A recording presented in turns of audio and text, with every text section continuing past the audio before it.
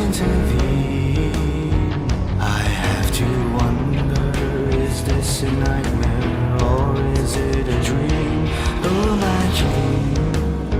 For a man like me, there ain't no other than New Orleans.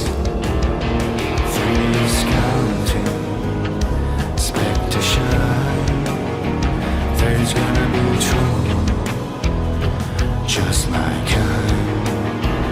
I'll take this gun to New Orleans. They say there's work for a man like me. 3 days counting, 2 hands more. Hands will be steady. One's first was upon the floor. 2 above, 3 below. I'm counting gray that I will fill.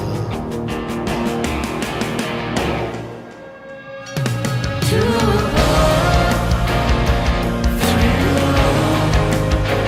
We're counting graves that we have filled.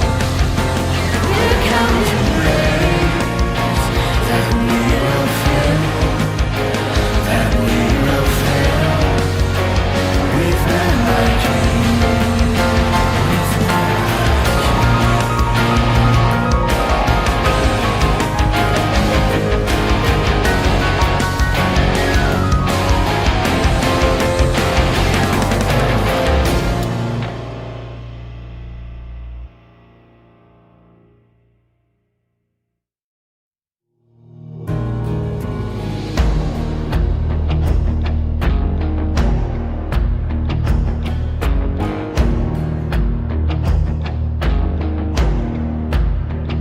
I'm heading south, take that train, packed a bag, slipped away. They say it's dark in New Orleans. They say there's work for a woman like me. I killed a man and a few more. I shot them down and left their bodies cooling on that old dirt floor. I killed another to get this seat on the train to New Orleans. 3 days counting, expect to shine. There's gonna be trouble, just my kind. I'll take this letter to New Orleans. They say there's work for a woman like me.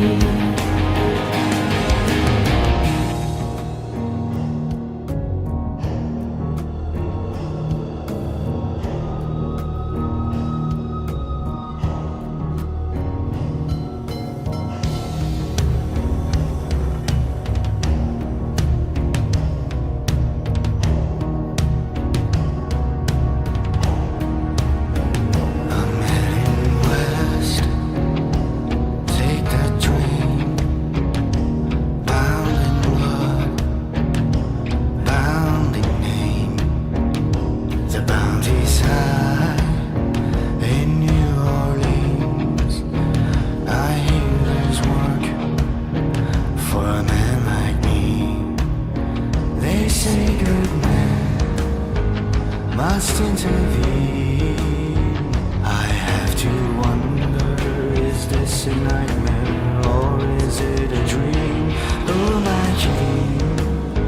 For a man like me, there ain't no other than New Orleans.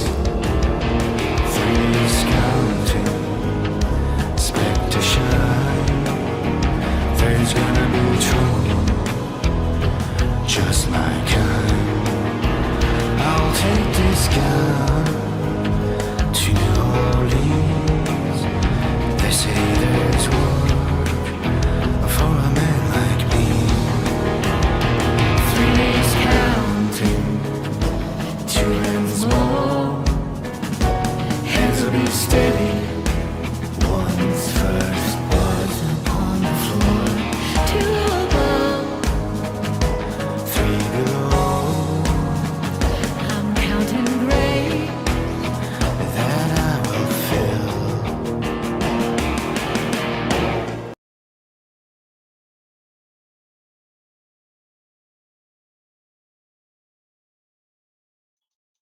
Okay, hello everybody. Welcome to USFC 186.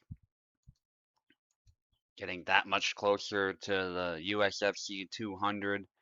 And for that event, I think we will do some sort of tournament for sure. Still working out the details on that, but it will be a special event, nothing like the usual fight cards. I'll try and invite special guests as we get close to the time as well. Maybe we'll get Major Cade.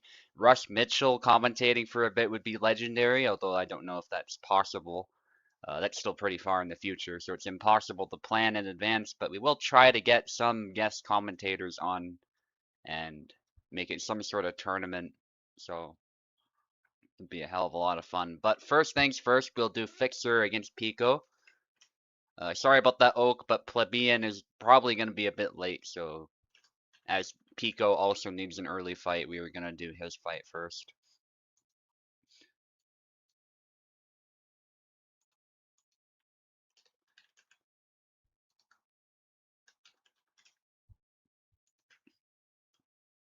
Fixer also needed an early fight, so I ended up putting these two together. Normally I would not do that as Fixer is a bit rusty, but it is good to see Fixer back active in the community all the same. Does have some experience, so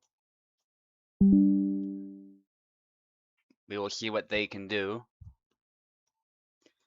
It'll be a matter of shedding that rust off. If that happens, I do think this can still be a very competitive fight, and Fixer might show us some things, especially if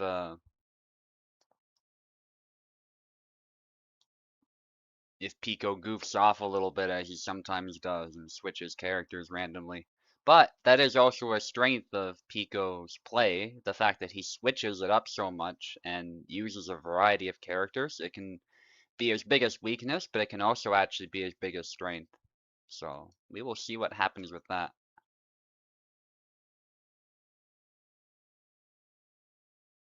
Appreciate it, Fixer. We're gonna start the game while we wait for Pico.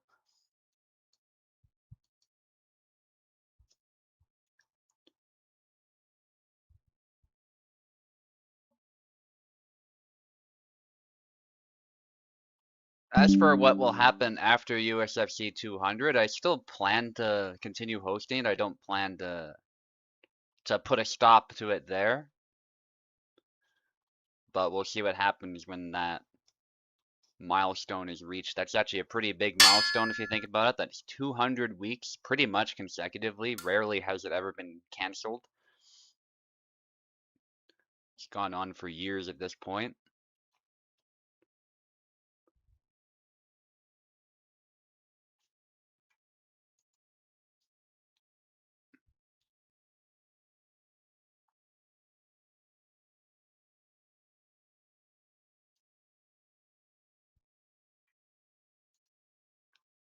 Pico, we need you.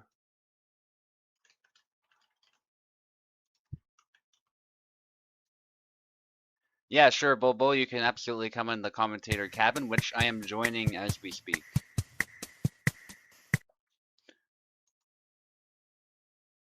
Yeah, it'd be cool to have Bobo on board. The audio should all be working.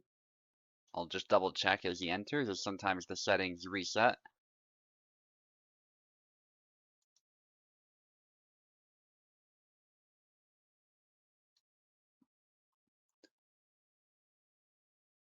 Had a great chess tourney yesterday, actually. Although I did lose, I won most of my games.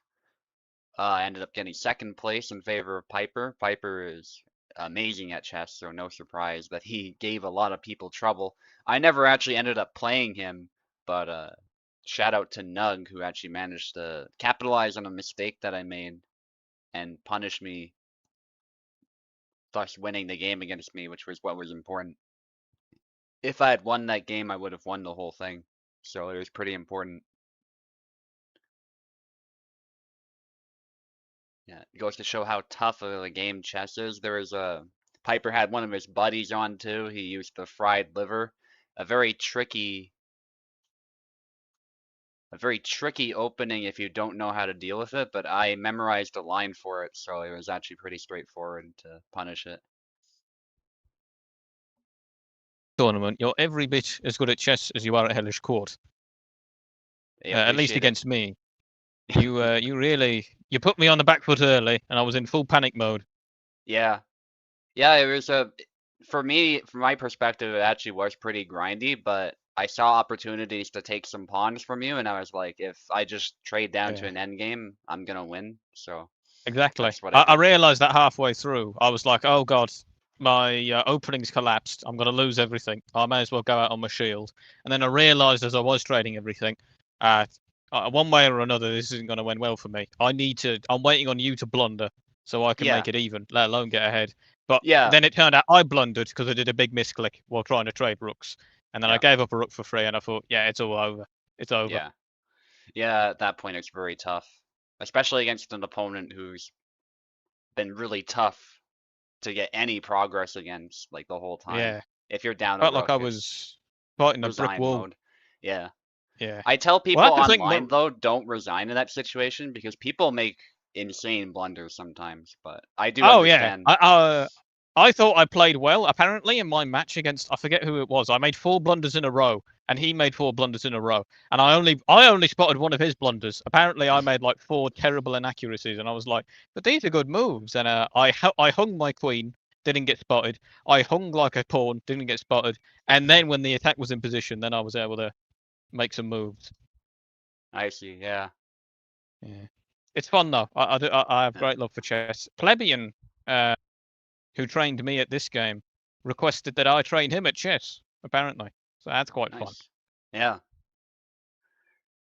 It's the funniest blunder for me is when somebody checks the king with the queen, Hmm. but in doing so puts the queen in danger of being taken. So Yes. it's like you're encouraging your opponent to take the queen. The domestic abuse situation, I call that. The king Yeah. takes the queen. And then the best part is if they're both like noobs and they don't see it. They're just like, "Oh shit, I gotta Hmm. move my king." And then the game Yeah, continues. exactly. Well, checking can be very good because you can somewhat stun lock the opponent. Something I learned from Gotham Chess Yeah. is that there's danger levels, which Yeah. is where if you're in a bad situation, ignore it. Just attack the opponent and hope they like lose the momentum, and then you gain the advantage again and can get out of there. Yeah. Yeah, But he calls those in between moves where you give right. a check in the middle and then you do something else. And that check gives Yes. you the opening to do so. It's sort of like attacking with double intention in fencing. Yeah. Yeah, Zwischenzug is what that's called. That's a chess term for in between move. That's all that means. And another German. German term as well, Yeah. much like long fencing. Yeah. Yeah, because the Germans, they influenced a lot of chess theory, so there are some strange chess terms that don't really have an English equivalent, so they just have a German term. My favorite one is the term for when there's no good possible moves. And it's got a wonderful name, Yeah, delightfully German and long. yeah, Forget what it's Zugzwang, called. yeah, Zugzwang, yeah. It's yeah, like, and I've had Zugzwang many times when I was getting better. It's like, oh god. It's like, yeah, do I lose a queen or do I lose a rook? Well, I don't like either, but it's got to be yeah. done. And it's funny too, because sometimes you spend the most time thinking when you're in Zugzwang. It's like, well, you should have Exactly. thought earlier, but now you're like, how do I get out of this? And you're spending minutes thinking about it. And I'm Yeah. guilty of it It's too. like, It's yeah, hilarious. I do. Well, that's the more the emotional damage of Zugzwang Yeah, because it's like, how did this happen? yeah, Where did it all go so wrong? yeah. No Pico, by the way. Pico is unresponsive right now. Uh, Unfortunate. He's usually quite attentive. Do we move his match back, or is it a victory via forfeit for his opponent? we're gonna see if Plebeian is available. Oh, I see. Well, Plebeian Pico is supposedly, according to him, one of the best Father Zero players in the server. Though, as his disciple, I'm joining your parsec, by the way, Subutai. Nice. Um, though, as his disciple, with a bit of bias and practice, he's now appointed me the second best Zero, as the other second best Zero left the server. So, Nice. Pico being one of the best Zeros in the server, though, although he plays many different fences, doesn't he? Yeah, that's really his, like I was saying, that's his biggest strength and his biggest weakness is that he'll just switch out of nowhere, but it can really throw you off when you're on the Exactly. receiving end of that. And then he plays that character at the same level that is the previous character. Indeed. Well, it's often said a jack of all trades is better than a master of one. Yeah. Or is it the other way around? It's the other Well, way I'm around, definitely but- a master of one. Yeah. I'm definitely a master of one, so I'm happy that is in that's in my favour. Because without Zera, Mhm. I'm no longer getting the top 5 in this server like I did last month. I'm doomed. I can play a little bit of Connor, which means I know one sidestep attack on Connor, and I just move in a circle until the opponent gets frustrated and gives up because you can't attack him. Yeah. Yeah. No plebeian. Oak is definitely around, but I'm not seeing plebeian. He Wouldn't did say Pavilion he'd be be at late. work? Well, you see, what happened was Pico said he needed the first fight or the second fight, and plebeian said the same thing because of work. Like they needed to get their fight over with. It's kind of funny that those are the two They both didn't people show up. that didn't show up. Yeah, Fixer also needs an early fight, so hopefully we can get Fixer Well, I somebody. mean, But God closes the door and he opens a window. I don't believe in dogs. God, you know what I mean. But yeah, certainly there's an opportunity for Fixer here. yeah. Yes. One of my favourite things, and I was reading the news, and it was a review of a radio commentator who had left his popular radio show after working there 30 years, and he immediately begins complaining about the hosts that take over. I like watching old people complain about things. It's very cathartic for me. Yeah. Yeah. There's a sense of invulnerability Yeah. with them, or entitlement, that they often ascribe to the youth. Yeah. Perhaps earned, but perhaps not. Yeah, depending on the situation. Indeed. Because not all age brings wisdom. I'll tell you that much for free. Mm-hmm. Anyway, have you been SUBUTAI? I've been Teaching good. in a heat wave. Not much teaching going on because of the summer. So. Oh, right. Well, So we're we're still off teaching over school. here. I have several teachers in my family, and they're still ongoing. Nice. Perhaps perhaps merely our terms have shifted around. You do have the 6 weeks holiday. Yes. Mm-hmm. Yes, but it must occur at an earlier date, which I suppose, given how climate change is going, might be more sensible. Have the entirety of summer off and just do all the teaching all other times of year. Yeah. Pico is here finally, so we can do Fixer against Pico as planned. Magnificent. Yes. Something I've important miscommented. too. Radzig and Abir are the two contenders for the champion title at the moment. Something funny could happen if they both lose, then there would not be a really clear contender. If that were to happen, I would probably just put all the contestants in a spinner or something, and then whoever whoever gets landed on will get the title shot. Or if there's like a bunch of people who have 2 wins, right? We'll probably do it that way. Yes. Like whoever has the most like win streak, we'll put them together in a spinner and. Will the spinner become the champion or merely a contender? Actually, I'll say the champion. I'd say it's the god that we all bow to. The wheel is what we usually call it. Yes. By perfectly random chance. I like that. No skill, no merit, just complete random chance. I love that. Imagine if they did that in boxing. No politics. It's just, all right, 15th best guy in the world. You're the champ now. Deal with it. Well, see, people would still think it's rigged, I bet, because the thing with randomness is that it often doesn't feel random. So you'll get situations where names get repeated, and they'll be like, it's rigged. And it's like, no, it's actually completely random. Yeah, that's the thing. Don't random number generators like on Google, aren't they intentionally less random to always give you a different number? Or sometimes they are, yeah. Especially like iTunes, you know, that randomized playlist thing, that's not random. Because they want to make sure you get I did a test on this on Amazon Music, actually, many years ago, and I thought it just goes to whatever your most recently downloaded or most listened to song is in the genre. Yeah. Yeah, because I'm guilty of having a playlist called Good Shit, and it was just all the songs I listened to. I didn't siphon them off into different playlists. It was just 500 songs that I listened to and enjoy. And I was certain songs never got played. I'll say that much for free. Yeah. Well, Pico with 3 flags back to back. Doing very well here. In a Calc duel, no less. And these, I think, of all mirror duels, a Calc is my favourite because it's just so flashy.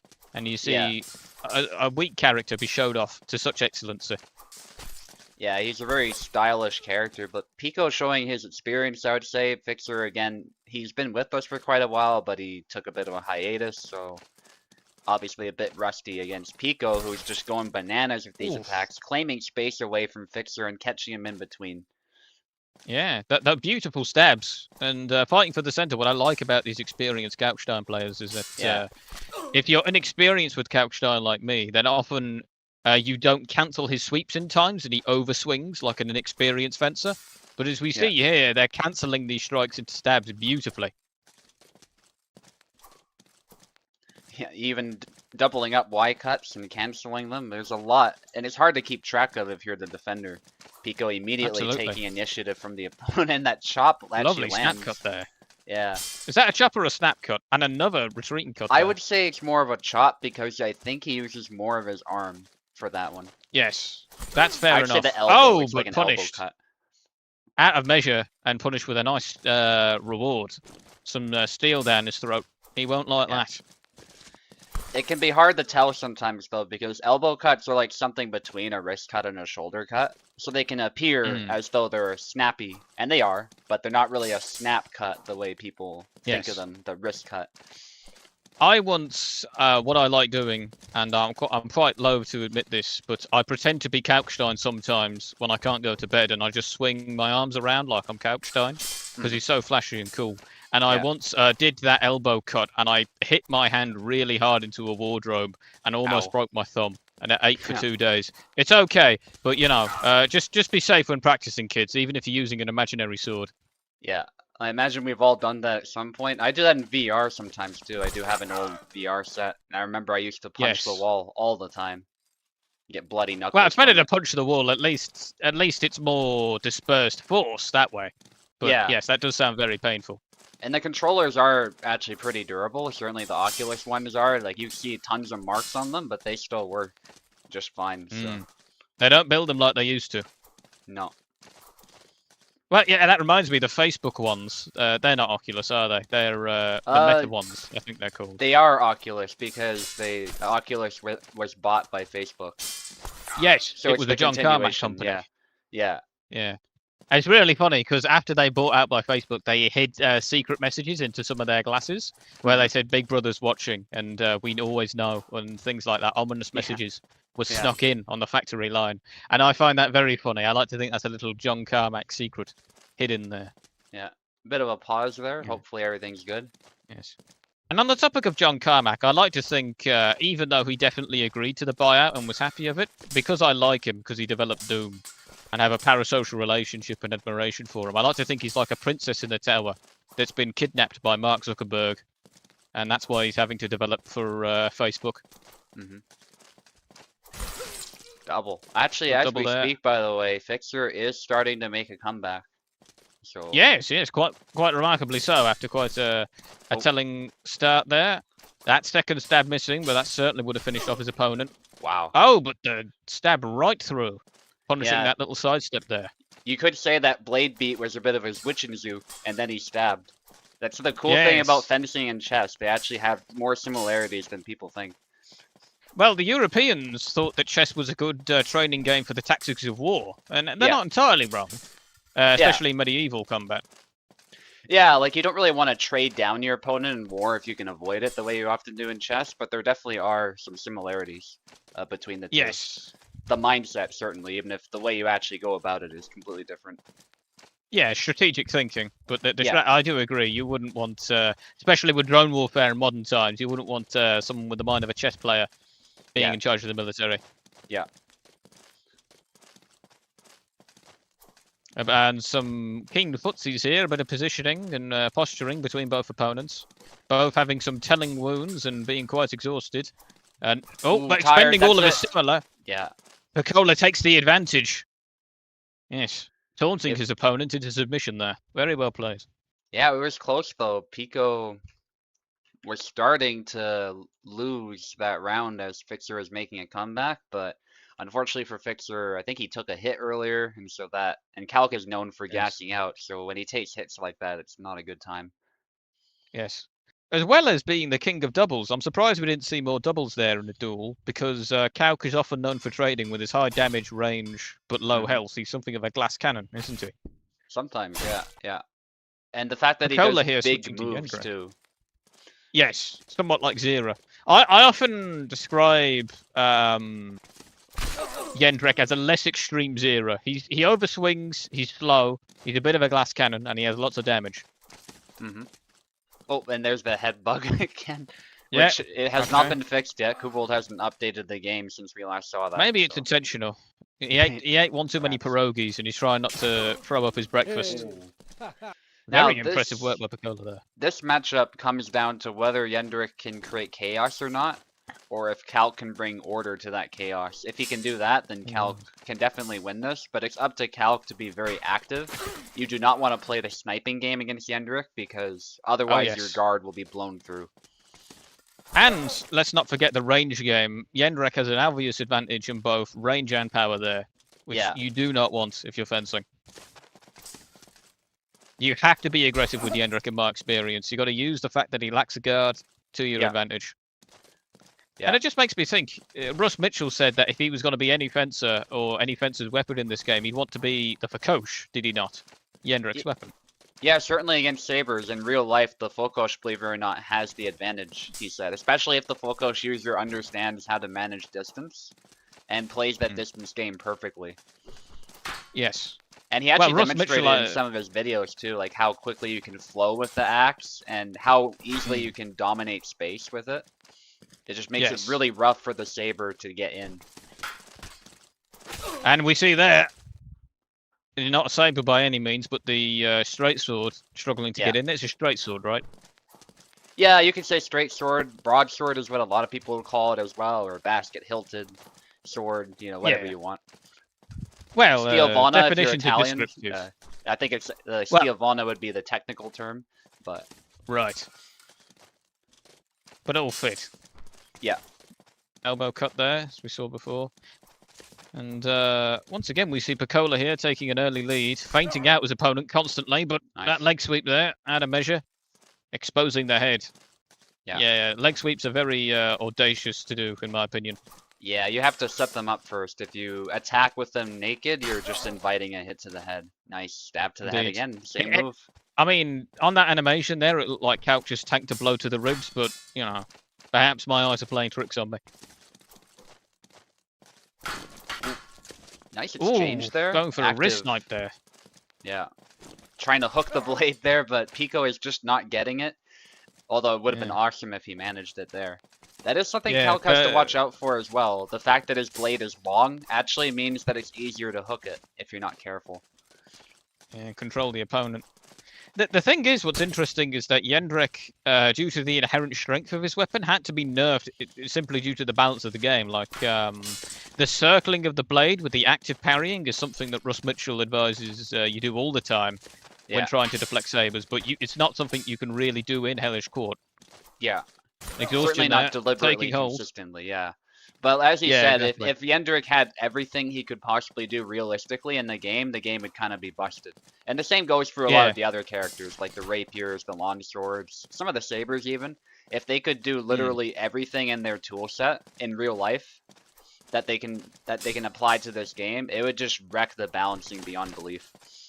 Yes. Well, that's how the game was at launch, wasn't it? Where it was a few characters, but they all had countless tools. Yeah, well, a lot of the tools are actually the same. So Barabash's moveset has not really changed much since then. It's just the effectiveness and potency of that moveset that has. But if we're talking about Isabella, though, yeah, she had a whole different moveset back then that was amazing. I mean, while we were reminiscing, we just saw an incredible flag there, where it seemed like for once Yendrick miraculously had an auto guard and was just able to get through. But alas, it is not enough. And Fixer takes the second round. Yeah. This mountain clearly being too tall for Yendrick to climb.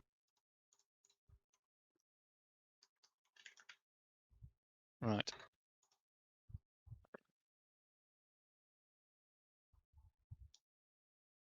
We shall see if this results in a change of strategy for either of them.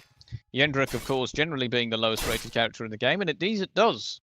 Piccola showing off his signature style of playing a different character seemingly every round with Marie here. Now, how would Yeah. you rate this matchup, SUBUTAI?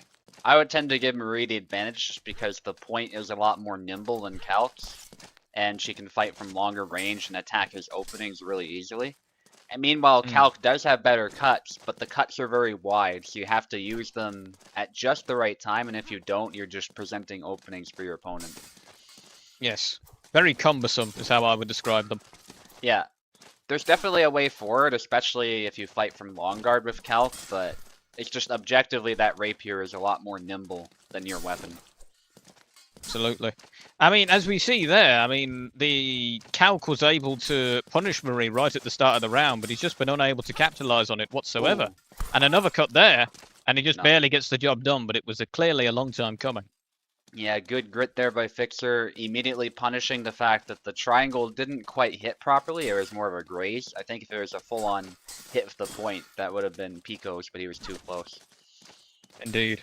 Still, for credit to Pico, because that triangle came out of nowhere. He had the input queued or something, and that's what Pico is really good at. Beautiful auto guard and defending there, but gets caught off guard. I was going to say Marie was doing a very good job at defending against those wide swings of Couchstein, until she wasn't. Some cutting there. Yeah, both. Oh, triangle again. Oh Nice. my goodness, she doesn't get hit, and she plunges in. Yeah. One must feel some sympathy for Fixer here, as many players have played against Marie and often get quite frustrated by it, don't they? Yeah, but Fixer has experience under their belt, so they know how to deal with this, no problem, it looks like. Yeah, Couchstein's, while his movement speed is quite slow and his sidesteps are dashes are quite slow, his back and forth dashes are quite respectable, aren't they? Yeah, especially if you chain that to the stab to the head, it can actually be a very deadly move, as Fixer has shown us. Yeah, several times already. Oh, but that's the thing with a dash, it drops the auto guard, and you don't want to be dashing into an opponent that's both their thrust and your movement, adding to the amount of force going into your chest. Not a happy time. Upcut Backing off attempt. there by Marie.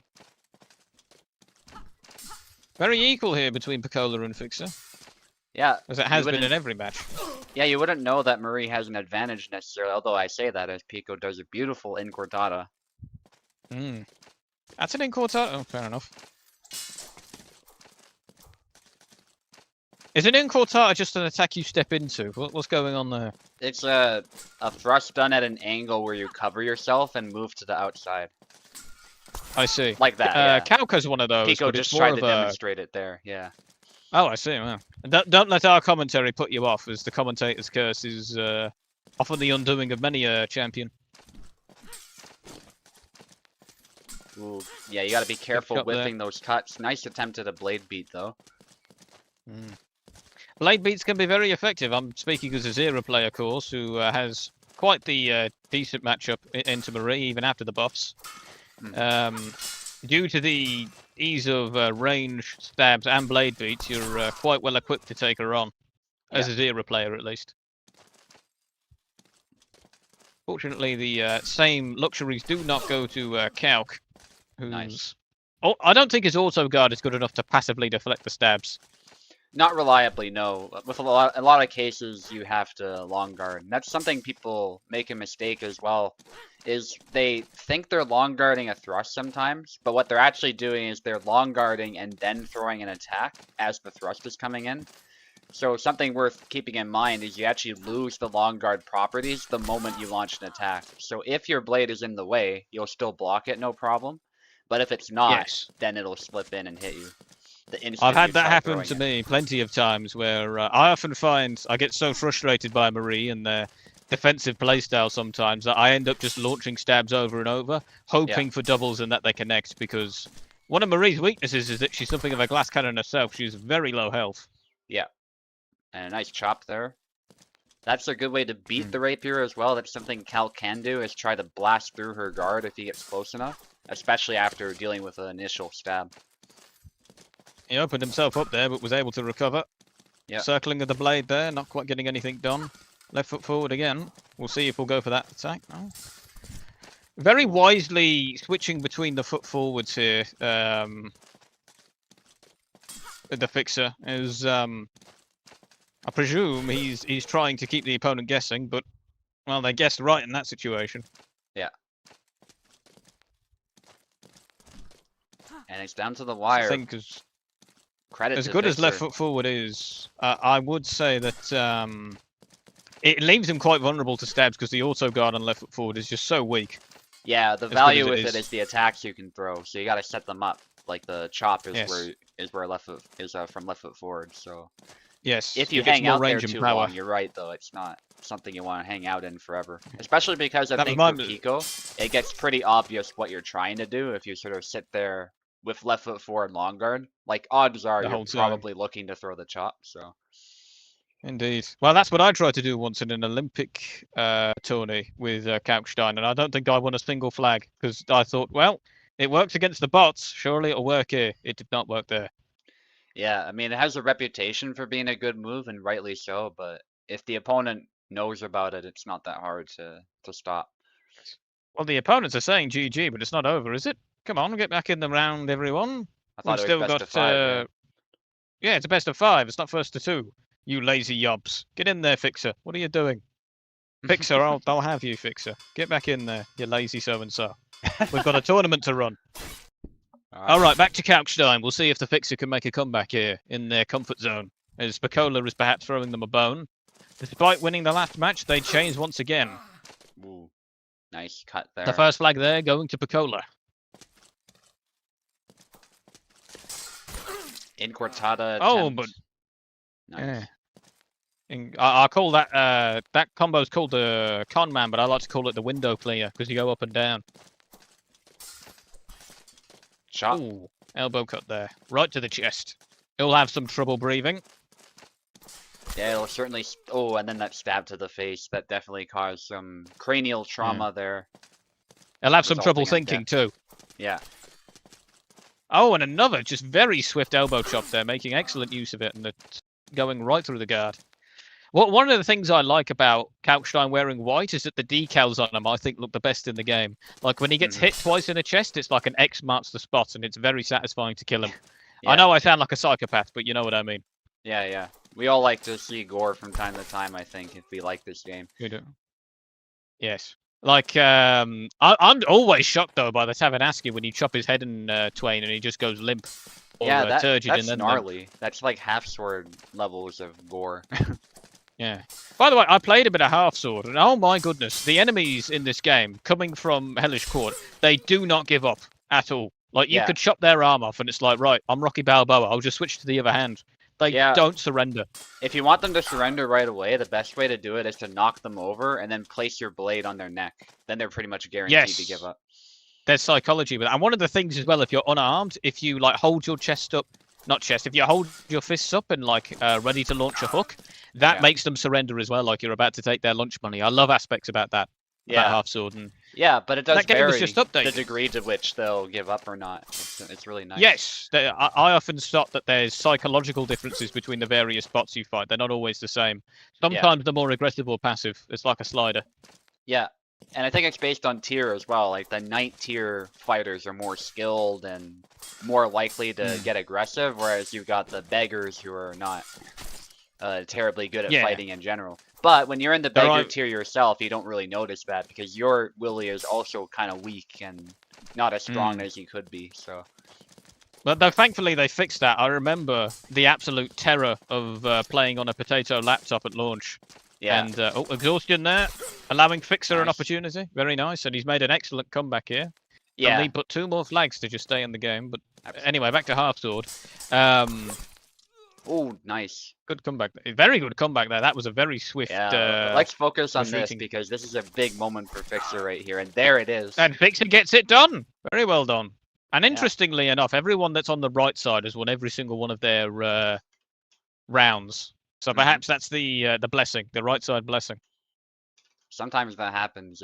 A lot of people prefer the left side. I don't think it matters that much once you get experience, but it's a pretty Yes. normal thing in fighting games that people Mm. prefer the left side just because that's the side they practice the most on. So Indeed, it's the default side. And on top of this as well, I actually find being on the right side is good against certain shield characters because you see the exposed part of their body and not the Yeah. shielded part, so you can see where you're trying to strike.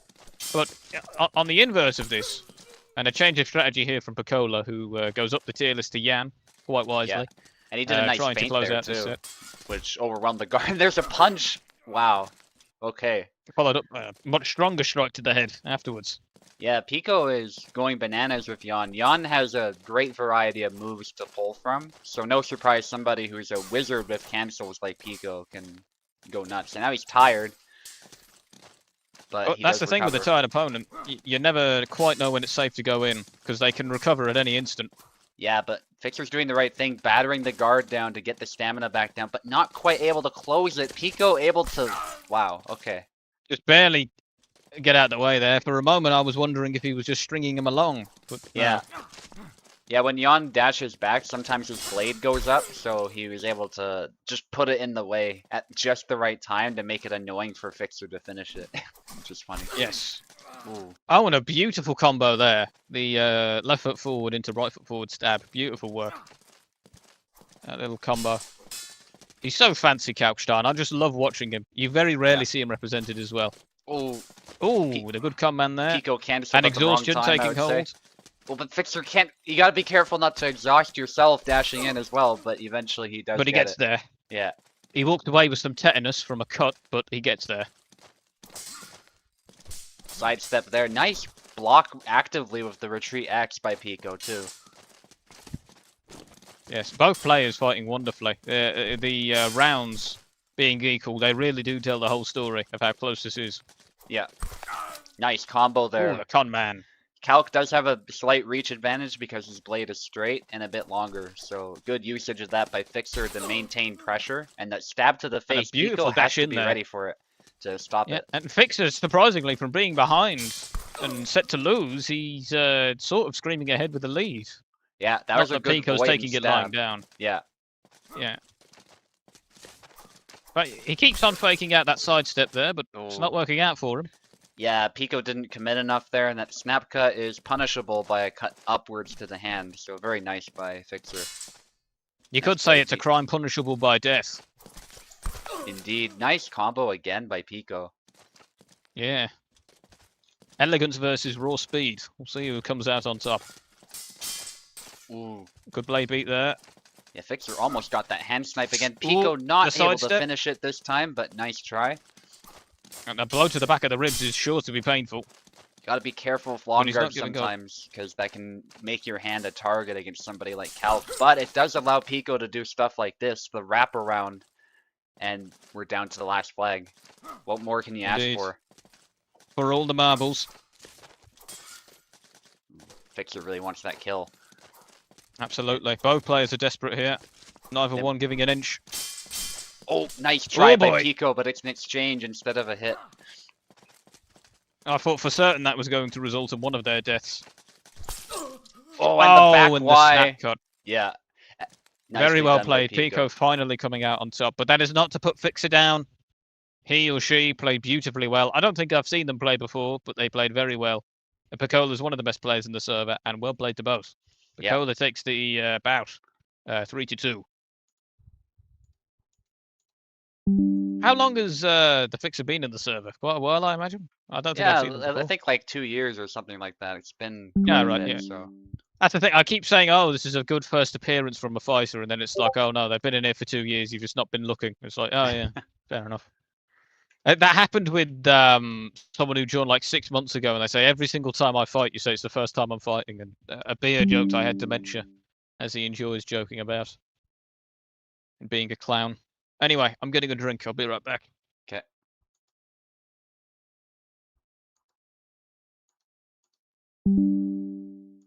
I'll probably grab a coffee myself, but I'll make sure these two can get in and fight first, and we'll go from there. I do not want to hold us up, especially with Plebeian needing to go fairly soon. But great fight so far, guys. That might have even been Hall of Fame worthy. It was that good. And the complex tactics used by both of you were really impressive. Well, I put plebeian against plebeian. Interesting. Just absent-mindedly typed his name twice. There we go.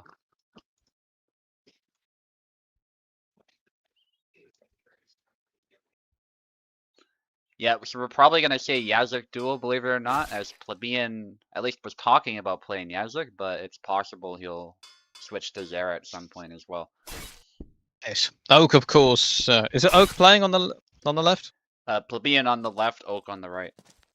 I see. Well, Oak, of course, being the resident, I don't think it's any great debate to say that he's perhaps the best Yasek in the server.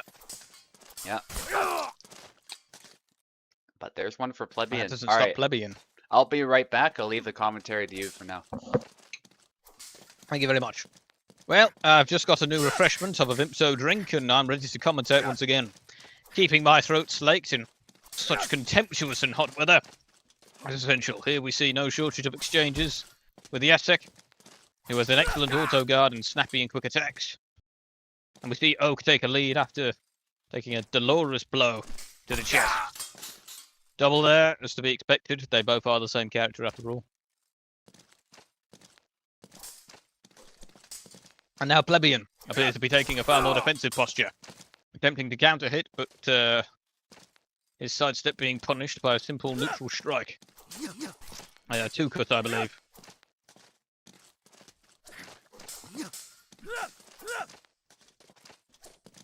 Given the length of these exchanges, as beautiful as they are to see, I imagine this match will go on for some great time. Plebeian there getting a wrist snipe. But honestly, ladies and gentlemen, I couldn't tell you how this match is going to go. It seems dead even at the moment. Although one man has to come out on top. Good retreating cuts there, protecting his arms from nasty sidestep, but it results in an exchange before plebeian enters the fray and gets a kill. Couple of cuts there. Ooh, and a nasty punish there from Oak. With a nasty pommel strike to the head before a devastating double strike to the chest.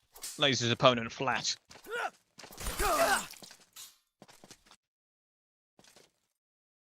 Double there. I'm sure there'll be plenty more of those set to come. And Oak here showing his experience by winning a couple of flags consecutively, as you would expect from him. He's certainly the man to look out for. Oh, and the trade there. Even though plebeian was injured, he was able to kill his opponent, but he could kill him. Most surprisingly, I thought the moment I heard the bone shattering, that was plebeian going to be losing out, but he redeems himself and ties up the set once again. Leaping strike there, and some retreating cuts, neither finding their mark, but a nasty out-of-measure blow, being punished within a blink of an eye. Little message from Kubold there in the bottom left, telling us off for playing multiplayer, as is to be expected.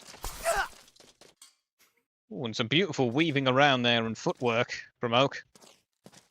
Dashing to the side of his opponent.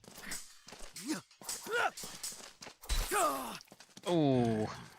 And as perhaps to be expected, despite a very good performance from plebeian, Oak here takes the first bout. Now, SUBUTAI, my good friend, isn't here to update the players, so it is plebeian on the right and Oak on the left. No change in strategy here for plebeian, who would rather try his luck with his new plaything, Yasek, than stick to the tried and true Zera. Whatever he thinks is best, or whatever he will find most fun, is certainly the strategy that he will pursue. Oak there taking the first flag in an ominous omen for plebeian.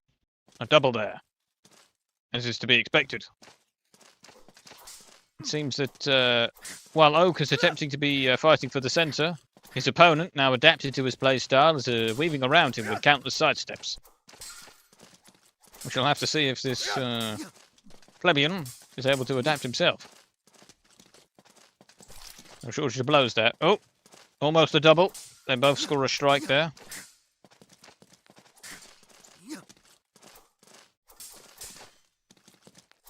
Exchange of blows here. Neither one wanting to give an inch. Some very defensive play from both of them, as they both enter left foot forward stance at the same time. Perhaps it's an imitation game. They're both copying one another. Not willing to give the opponent the advantage, but at last, we see where imitation gets you, to a double. Good wrist snipe there from Oak. Not enough to put his opponent down, but certainly enough to put him under pressure. Oh, and an excellent sidestep there from Plebeian, weaving around his opponent's guard and giving him a good tickle up the back before destroying his shoulder. I don't think any amount of massages will put that pain to rest. Oak responds with a quick wrist snipe of his own. And despite the fact that there have been sets that have ended in this time, we are still at 2-1 in terms of the scores, showing just how close this bout is. But as I speak about the length of this match, our flag is concluded very quickly in the favour of Plebeian. Good stab there, but still punished by a retreating strike. Another attempt at the sidestep, but not quite finding its mark, as Okanelix very wisely keeps his opponent in the centre. Oh, excellent sidestep there. A blow to the leg, coming in through the front door and then having a visit upstairs with a nice blow to the cranium. Leg sweep out of measure there, but it goes well for him. I mean, often a leg sweep out of measure is the worst possible move he can make, but Plebeian makes it work. Perhaps baiting his opponent in with an invitation. Plebeian here just barely taking the lead in this set for the first time. No doubt he's very pleased about that. But Okanelix won't take it lying down as he responds with a victory of his own. Defensive posturing from both players here. And an attempt at a sidestep getting punished by Okanelix, who initiated his attack first. It's close. An excellent uppercut there from left foot forward stance. It would have been followed up by a stab, but it was not needed, for his opponent was already dead. Oh, some excellent backing up there, some flashy manoeuvres there from Plebeian. But none of them quite finding the mark.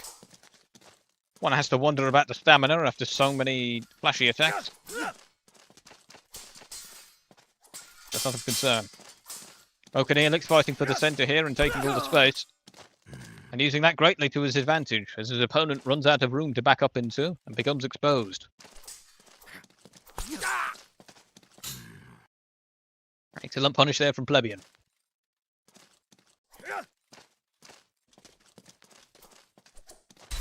It's all down now to the last flag, and it appears the master of his craft, once again, retains his crown, as it is 2-0 to Okanelix. Plebeian on the left, Okanelix on the right. And it appears we're not getting a change of strategy from either. Plebeian sticking it out to the end. Though he's just losing by a hair, that does not mean that he's doing badly by any estimations. He's putting in a remarkable performance, just against the best player. Oh, you're back. I'm back. Yeah. Plebeian lost again. It was Okanelix took it both times, but it was very close. All right, so the names should be correct now. The names were reversed before. Yes, weaponized laziness. All right, so Oak has 2 flags and is looking to close it out, it looks like. There's another. Yeah, screaming ahead with an early lead here. Plebeian will want to get a foothold of his own. Defensive posturing here. Good feints by Oak. You can definitely tell he's the one with initiative right now, as Plebeian is forced on the defensive. Indeed. Unsure of what Oak will actually commit with when he does those feints. And it's easy to say you should grab call him out on the feint, but Oak is capable of reacting to that and hitting you in the head, so it might not be so simple for Plebeian to get offense going of his own. Yes, very unfortunate stagger animation there. The sword naturally just barely catching his opponent's attack after getting walloped in the head. Nice. And then Oak responds with a wallop in the head of his own, screaming ahead, 4-0. Good exchange there, but Oak still, it feels like Oak is ahead still, and there's another flag. By a great margin, no less, by a great margin. But sometimes, like, even during the exchanges, you can just tell who's ahead, like who's leading the exchange, who is calling the shots, and very often that's the person who gets the advantage. That's the thing. The unfortunate thing about trying Yasek for the first time in a tourney is that you don't want to be fighting the best Yasek player, perhaps in the world. which Yeah. Plebeian is at the moment. Oh, Oh, and a very Still no aggressive kill. entrance there. yeah, he has A jump in. guard recovery is very fast, so he can sometimes guard in situations like that. I know really wants and that grab again, again. his guard recovery. Once again, blocking his opponent's strikes as he fires off countless blows trying to kill him. None of them quite landing. Oh, good feint there on the stab. Baiting his Focus opponent bloodied, in. but Pleb still has yet to score a single flag in this round. Oh, and he got away with the jumping grab strike. attempt. He still blocked it. Somehow not able to punish. And a double there. No doubt Plebeian will be very frustrated with that, as he was probably Yeah. owed a little victory there. While it's unlikely that he can make a comeback, it's still every possibility. And an Nice. excellent sidestep on the stab there. Yeah. With a nice can opener straight to the face. Yeah, the sidestep's the thrust, I should say, is powerful, but it can be sidestepped if done correctly. So beautiful. Yeah. Oh, and again, sidesteps there. It was a little messy, but Plebeian, I would say, job got a done. clear angle all the same, so it makes sense that he got it. Yes. The first time in this round, Plebeian has won some consecutive what? flags, and already he's getting punished once again. Yeah, that punch was boxing. very unfortunate. Yeah. Yeah, trying to box his opponent rather than sword fight him. It's not worked out well before, and it's not working out now.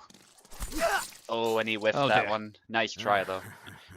And despite, well, the score may be 3-0, that doesn't tell the story of how close this bout was. 3-0 to Okanelix, who takes the bout, but Plebeian did play very, very well.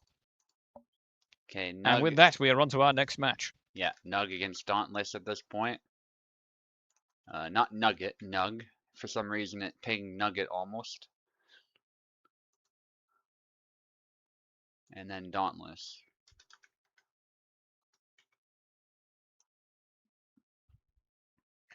And we are in for a treat here, as Dauntless often plays Yendrek, which is no doubt very fun to watch. Yeah.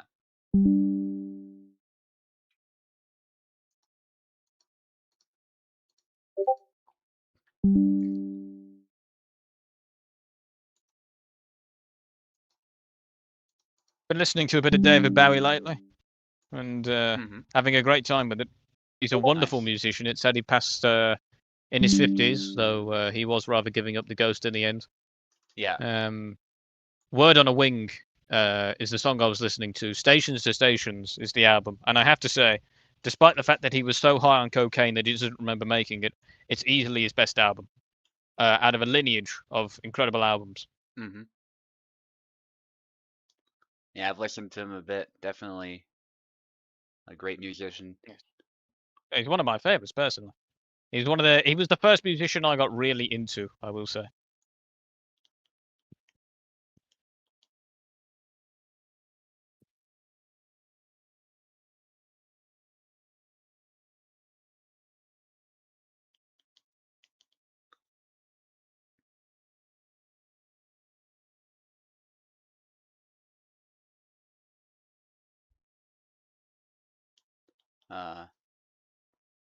Somebody's having a bit of trouble.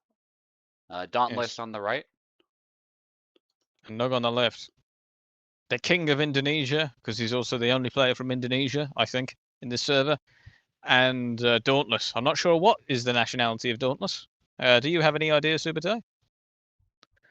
I don't know where Dauntless is from. Maybe it's on his profile. Oh, we could North check. America, actually. North American. Fenrir so is either apparently Canada or the player. US. Mm-hmm. I see. Nug has informed me that there are other Indonesians in this server. They just don't live in Indonesia, which sort of defeats the purpose of that statement. Regardless. Dauntless Dreams here, responding. Perhaps we will learn about his nationality. If he's Canadian, that fits, because there's mountains in Canada, and I suppose there's mountains in America as well. But There are, yeah. The Rocky Mountains extend down to the US as well. Yes. And Yendrek there's all just other mountain ranges too. yes. Like the But, mountains of trash. Anyway. Nug here entering with Laszlo, and Dauntless, of course, sticking to his unorthodox main of Yendrek, which he has done, well, relative to how everyone else does with him, remarkably well. And already exchanging blows. No, but miraculously, Nog takes the bout, despite being exhausted and on the brink of death. Getting a bit carried away there, Dauntless. Already, assuming a more defensive posture. And aggression writ large, as Jendrik explodes forwards with force and gives Dauntless the bout.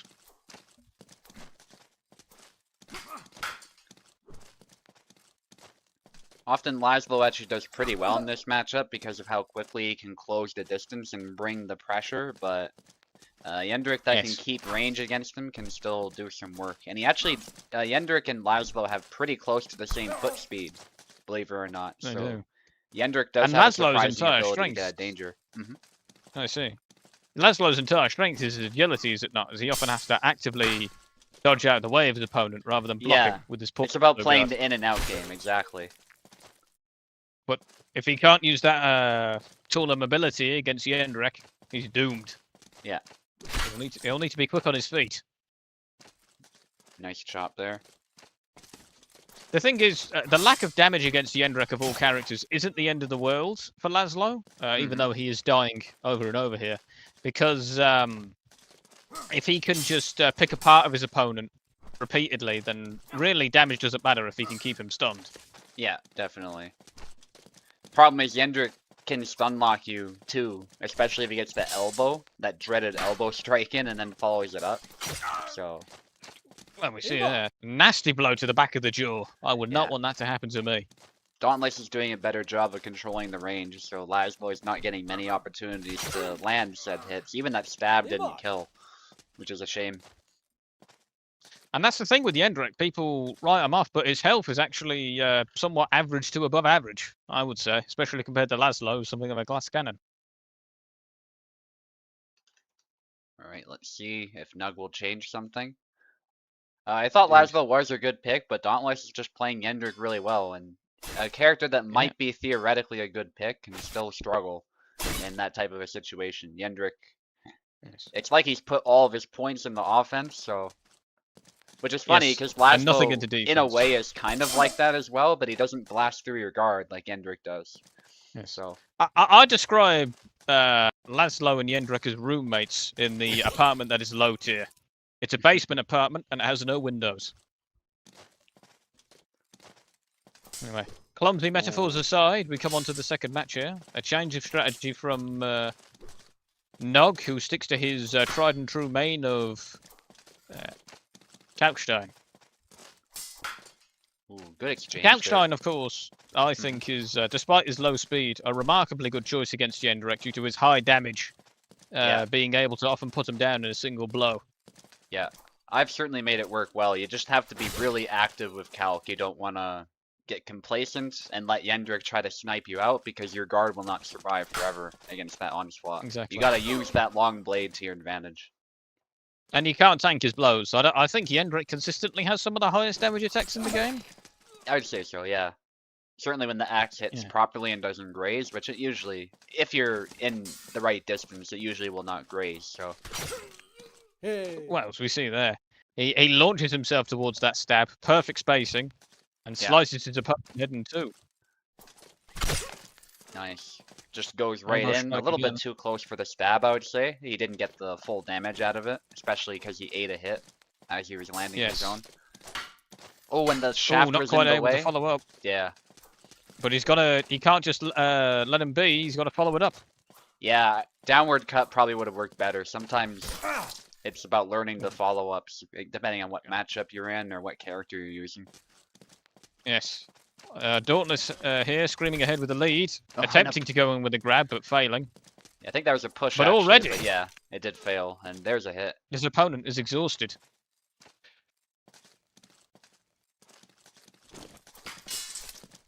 Oh, tries to hook, and I don't believe it. He actually hooked the wrist and hit it instead. Yes. Nog here, under the cosh. I think this is his, despite the fact that I've seen him in the server many times, I believe this is his first ever USFC? I'm not sure. He hasn't been in the USFC much, so he's definitely new to this event, without question. Indeed, well, certainly shows as Dauntless takes the bout and puts the set at 2-0, sorry. It is my first. He has confirmed that it is his first USFC, so yeah. let's all be extra nice to him. Yeah, we'd definitely love to see more of him. Laszlo again, even though it didn't go so well, I guess he felt better in that matchup than he did with Calc. And I have to say, he certainly looked better with Laszlo as well. Yeah, and I think Laszlo does a little bit better despite being low tier. I think in this particular matchup, it's almost like he's built to chase Jendrik down. So you just got to make use of his attacks properly, his combos, and his sidesteps too. People often sleep on Laszlo's sidesteps. Indeed. Something I must say is that Laszlo has quite a few decent matchups against characters, typically against slower ones, which isn't much of the cast, but Zera as well is someone who struggles against Laszlo, as you say, his advanced speed is magnificent at punishing his telegraphed attacks and awful recovery time. Yeah. Good aggression there from Laszlo. Yeah, and I'd say there's certain combinations that Nug could be using more. I don't want to say which ones just yet. I'll wait till the fight concludes, but if he used those combos, he'd have an easier time. Yeah. And now we see Dauntless here entering long guard as he attempts to head off his opponent's stabs, but it's not enough, as the blowout of measure seals his fate. And again, that neck... I mean, I can't tell. I mean, is he bogged or is he just excited to see me? That's a good question. It happens at random increments, it seems. I can't even figure out why it's happening. Like, usually with bugs, there's some kind of trigger, but with this one, I'm not sure. Very good. It could just be that his muscles have been edited somehow, because Kubel does all these tweaks all the time, and so he does. Extending. He tweaked it to death. Good retreating cut there. Although Samuel had a bug like this as well, where I don't know if you remember this, but one of his side steps caused his neck to do the same. But that was far more consistent than just him walking back and forth. Yeah. I forget exactly what move it was, but it was very funny. Yeah, I remember that as well. Yeah, because his neck went way further out than Jendrik's does. It went out like his neck extended 3 times over, and then went back in. Both are a little low in stamina, having taken some hits. That chop, there we go, good follow-up. Nasty stab there out of measure. The stabs are very good at getting Jendrik, as he is poor auto-guard defense against them, but Laszlo's stabs are no better, as he's quickly being undone. Oh, doesn't follow it up. Blow to the head there. Okay, nice, he kept going. That's just barely able to follow it up. Yeah. Nug's doing far better on Laszlo than he was on Capstar, I will say that much. Yeah, and I think it's again down to the mobility that Laszlo has. Excellent blows to the chest there, waiting for his opponent to mess up before entering. Oh no, Super Mario threw it away. That flag right there. He did. Just went for the kill, but... I like calling that attack the Super Mario. He does a funny job, doesn't he? Yeah. Comes down with a hammer, which Mario did in his first arcade appearance. Oh, and an excellent comeback from Nug, who barely inches his way back into this game. 7-6. Very well played to him. Very cool under pressure there, especially that jump. That was a perfect counter on his part. Indeed.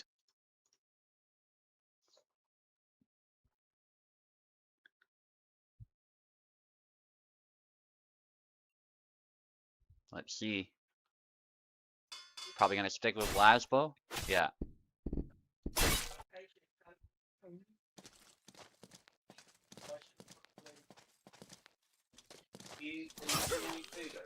Nice hit.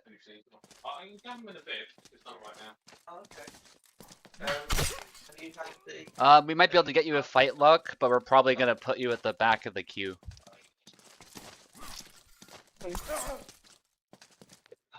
But yeah, there's definitely space.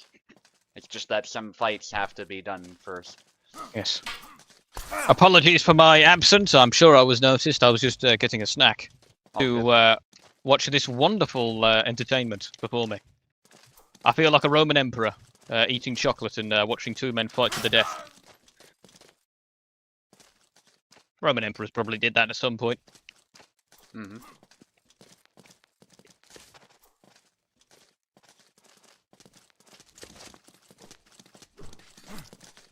Oh, Nice. very good punish there. While he's not attacking often, he is exerting excellent pressure over his opponent, isn't he? Yeah. Nog. I say as Yeah. he loses that flag. Commentator's curse. But Yeah, you don't want to still overdo it true. against an opponent who has more reach than you, who you can't really hope to block. Mm. But I get what he's trying to do. The in and out game of flash though, and if you do it just right, it's a matter of finding that opportunity though, and they both have taken a hit. And he gets a good snipe there, though. Of course, Jendrek, you don't want to trade with old Jendrek, because if he stuns you, he can get you.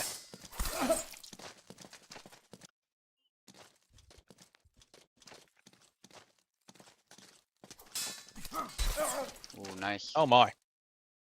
Just barely out of the proper spacing there from Dauntless, who was mere inches away from chopping off his opponent's hands. But alas, in a zero-sum game such as this, close enough does not apply.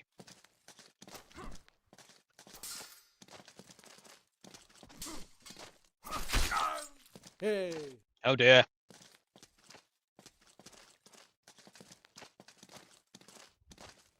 Dauntless won't be taking this lying down, as Nog is on the pinnacle of tying up the set, and he does tie up the set, as it's now Nice. 2-all, and he's set to make a comeback.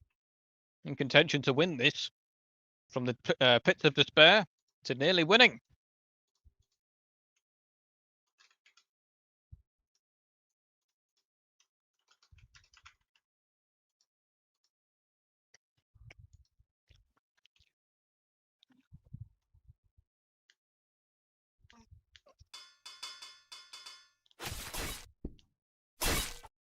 And the same combatants once again, neither one wanting to yield.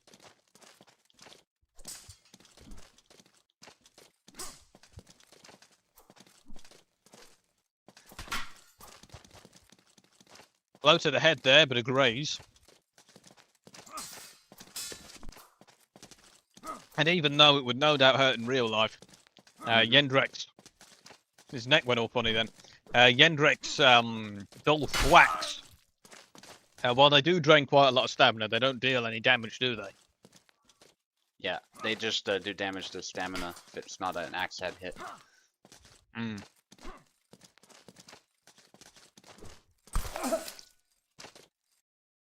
Let us say, Nug's found his footing in this match now with Laszlo.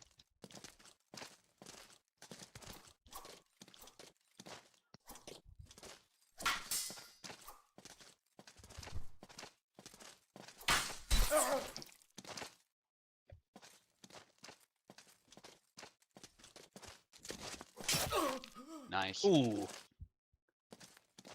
Tried to avoid that there, was moving back, but it just wasn't able to get far enough away. Yeah. Smartest thing to do to a run-in is to attack into it, though it's very hard to see coming.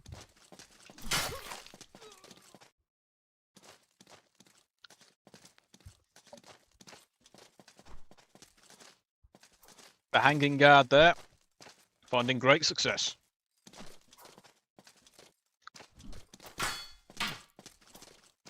Often a thing you see with newer players is that they'll get an idea in their head, and then they'll play it out beforehand out of measure to see if it'll work. Like right here, we see Nug is repeatedly going for side steps, and it gets the job done. Yeah. Ooh, good moves back there. That would have been devastating if it hit. You saw how the blade got knocked aside. Yes. Good exchange here. Nobody's been hit yet. which is Aggressively incredible. fighting for the centre, Nice. and winning the centre. Very good accuracy here from Nug strikes as well, as he keeps on splitting his opponent's cranium in two, but Dauntless himself has certainly adapted to his opponent's play style.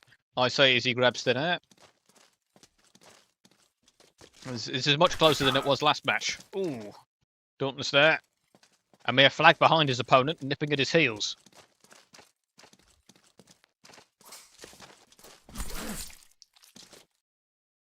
Nog, but a flag away from winning it all from the depths of depravity. Yeah. Snatching a victory from the jaws of defeat. Actually very impressive here. That thrust was deflected by the half there, and nice follow-up by Dauntless. But Gotta be Dauntless careful won't let sometimes this lying with those down. thrusts, because the half can Dauntless still... now down. Oh, nice. Sorry for interrupting. Yeah, all Yeah. good. Just saying that Dauntless very eager to close us out. Yeah, and this is again down to the last flag, which is incredible. Love to see that. Yeah. We've seen several fights go the distance today. There And it is. there you go. Dauntless just barely able to close it out, and he wins the bout 2-3. But for a first-time performance, Noga, I think you did quite well.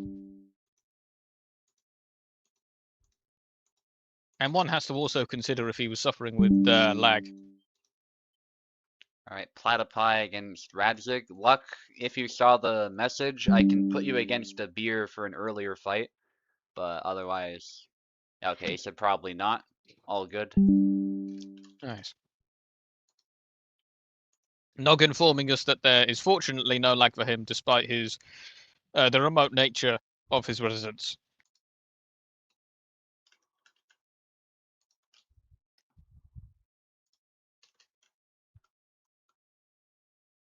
I will say also, Luck, if somebody doesn't show up, you'll get priority. So if you want to hang around a little bit just in case, you can do that as well.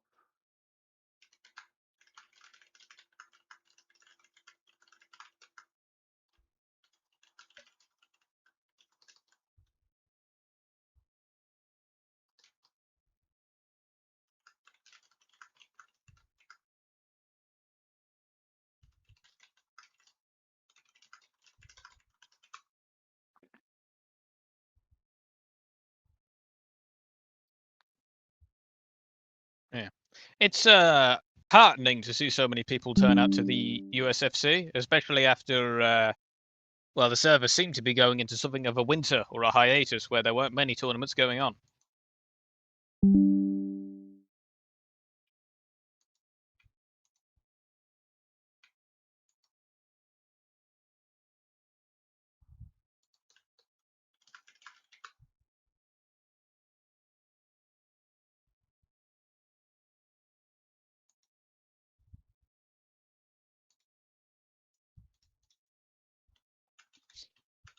We see here our next combatants lining up to the plate.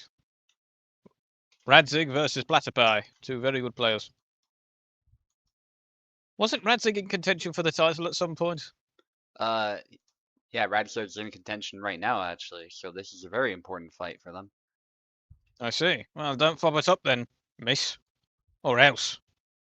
There'll be hell to One pay. moment. Actually, Radzig's on the left, and Platypi's on the right. What's interesting here is that on this USFC of all USFCs, we see a reversal of fortunes where the right side has taken 10 rounds, but the left side's only taken 3.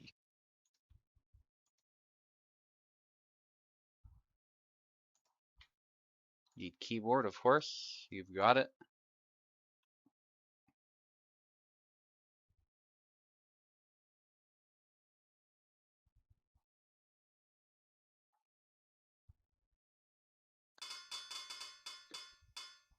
Let's see here.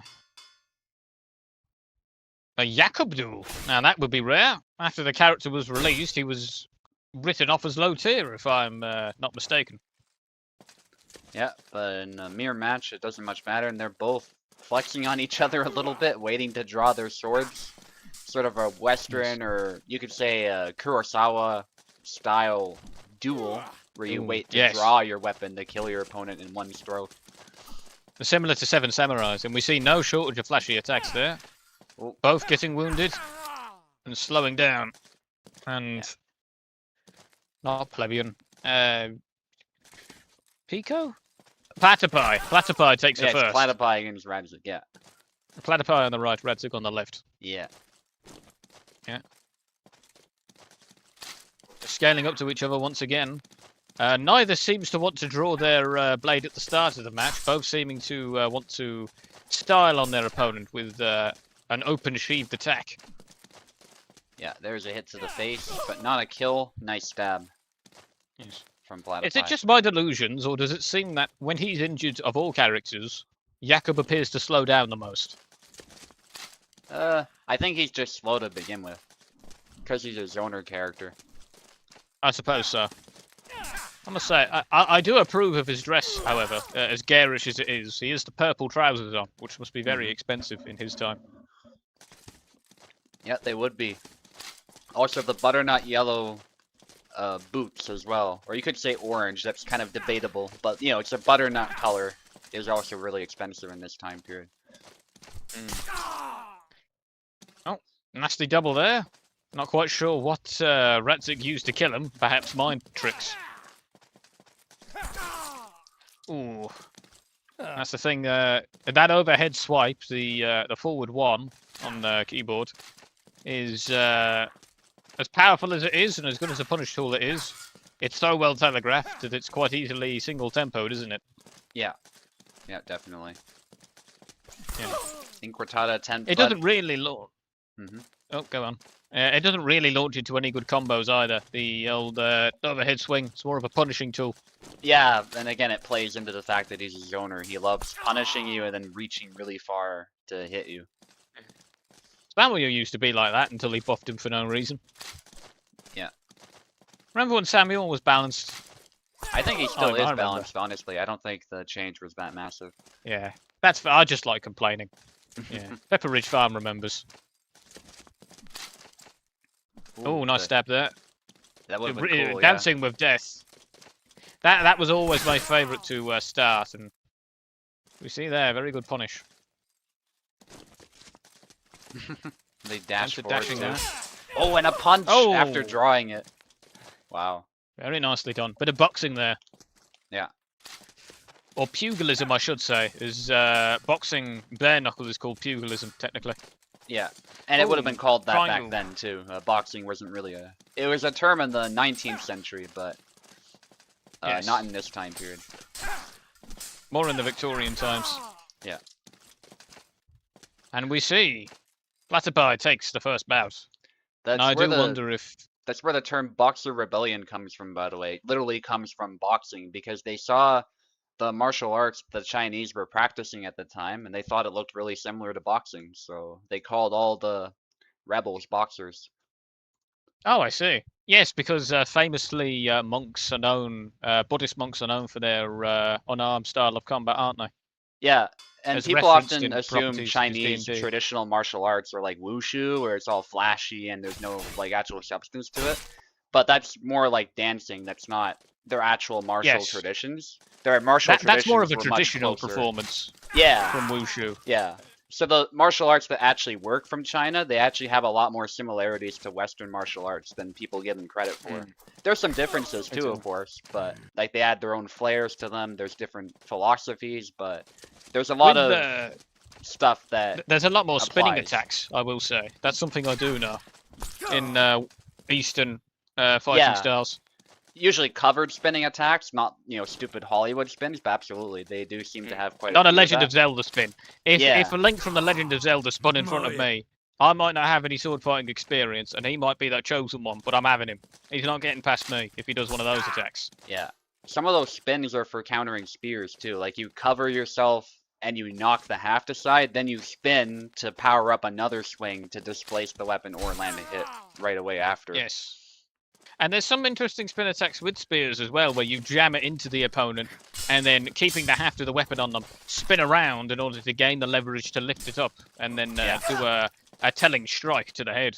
Yeah. They also have Inquartada. Well, it's not called Inquartada, of course, but it's kind of an Inquartada equivalent. They step a bit differently, but the idea of sidestepping and getting a stab offline is also in Chinese Jian fencing. And they also have a lot of saber similarities too, with the Dao. They call it Inquartada, but with a Chinese accent, is I think how it's pronounced in Chinese.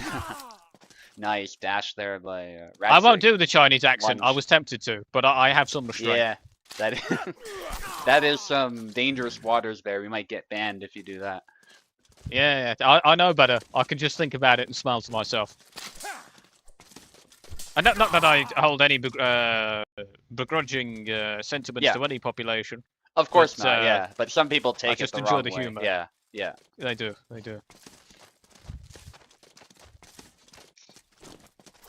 I'm just smiling I can't commentate now. I'm just smiling to myself, thinking about the joke I could have made.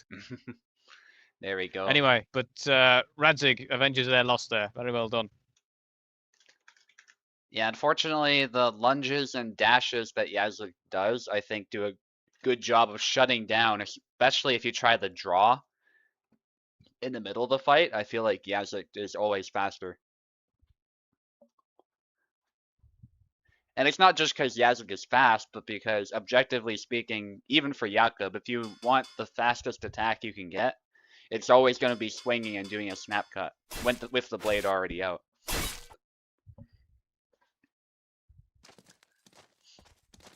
There we go. We see the switch there. Tarnowski. Yeah, Platypi, one of the best Tarnowskis in the server, I would say. A little bit slept on, because he usually only appears in the USFC, but he's always done really well. Yes.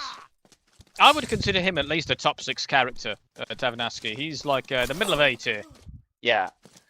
Those powerful cuts are very formidable. They cover a lot of distance. He's got good HP. Some clear drawbacks to that power as well, but he has the most tricky timing, I dare say, of all the characters.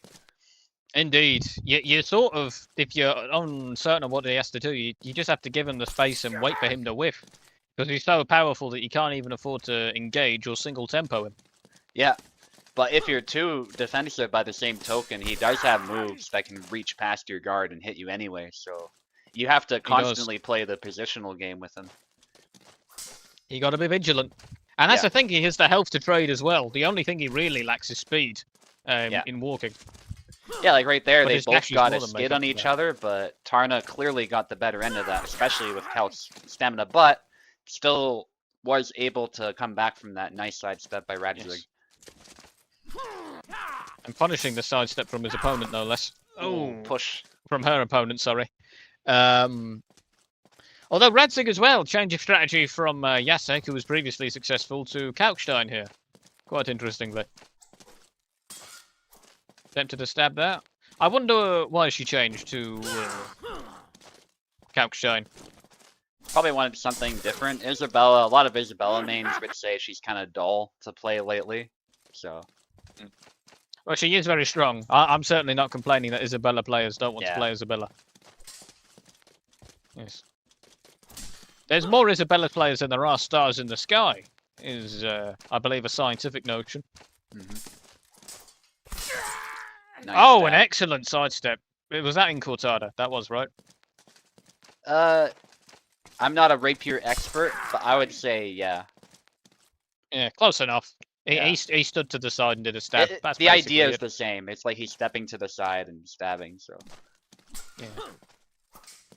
In practicality, perhaps not by definition.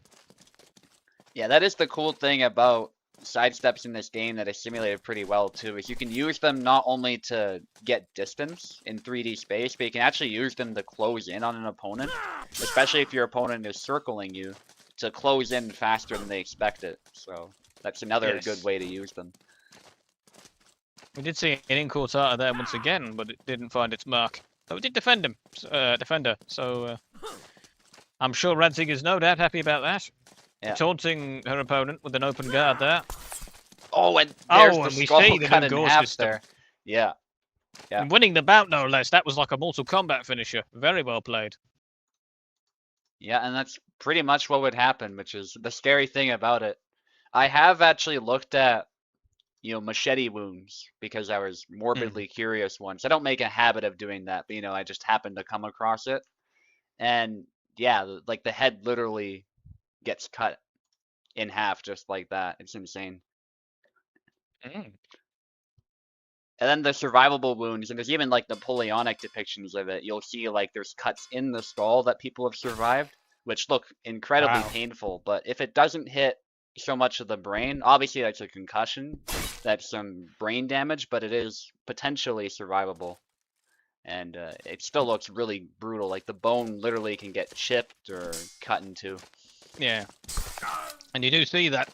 The Yeah. scars do heal over time, though, fortunately. Yeah. And that's a glancing injury, can still chip the skull. Like imagine how that would feel. I can't imagine. And that's considered a glancing blow compared to what can happen to you.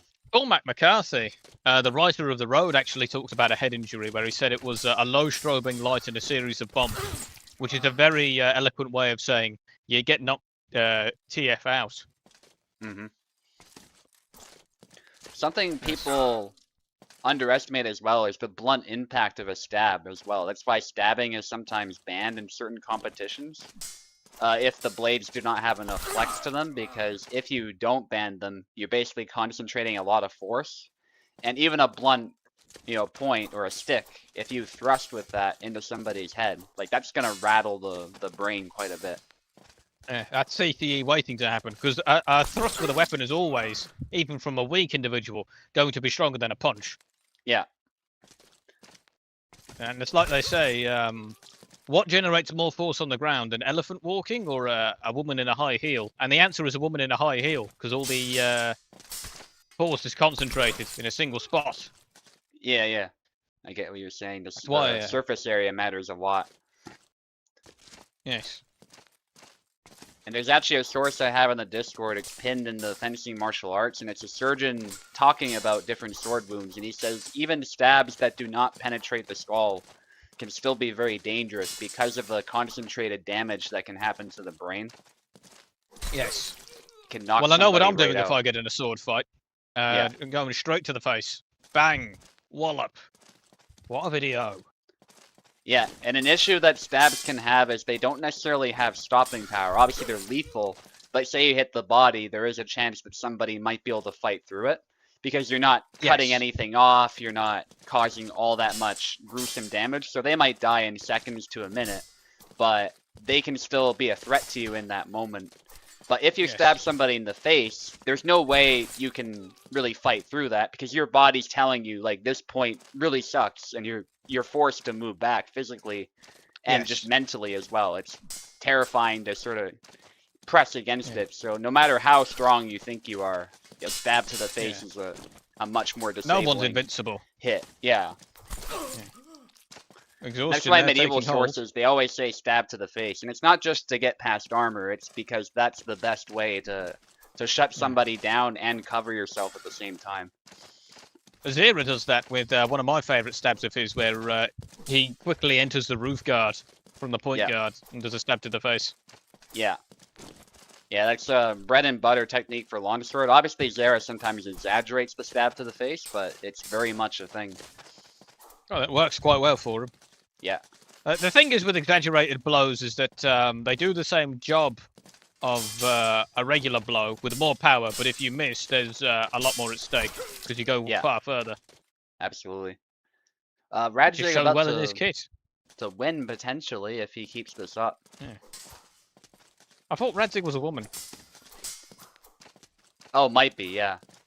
We both kind of Radzig is fumbled a woman, that I'm multiple fairly certain. times, yeah. Yes, yeah. I've made mistakes, of course. Yeah, But it as happens. commentators, we aim to be inclusive in all matters. You know, in a sense, commentators are oppressed, if you think about it. Mm-hmm. Yeah, 'cause people are We constantly... talk a lot. Yeah, they're constantly policing what you say. If you make a mistake, they call you out. Especially, I can't imagine being a sports commentator. Like... Oh, I can. It's the easiest job in the world. I was joking, by the way, when I said commentators are oppressed. You took that seriously. That was a complete joke. Well, on in my some half. ways, though. In some ways, though. Yeah. I think there is truth to it. I suppose. I mean, you have a fair bit of power, but some of the things that sports commentators say, you can very clearly tell that they're just background noise and no one's listening to them because they just are utterly incompetent. In football, especially, you should take a shot every single time a football commentator in English says pockets of space, because if you drank every time that would happen, you would die of liver poisoning. I'm not joking. Our hockey commentators are a lot better for the NHL, certainly. Yes. Is what I've been told. So But they're obviously not perfect, but they're a lot more professional. They focus on the play, the players, and whatnot. So yes, they don't get distracted and talk about other things like we do, which I find entertaining personally, and no one can stop us.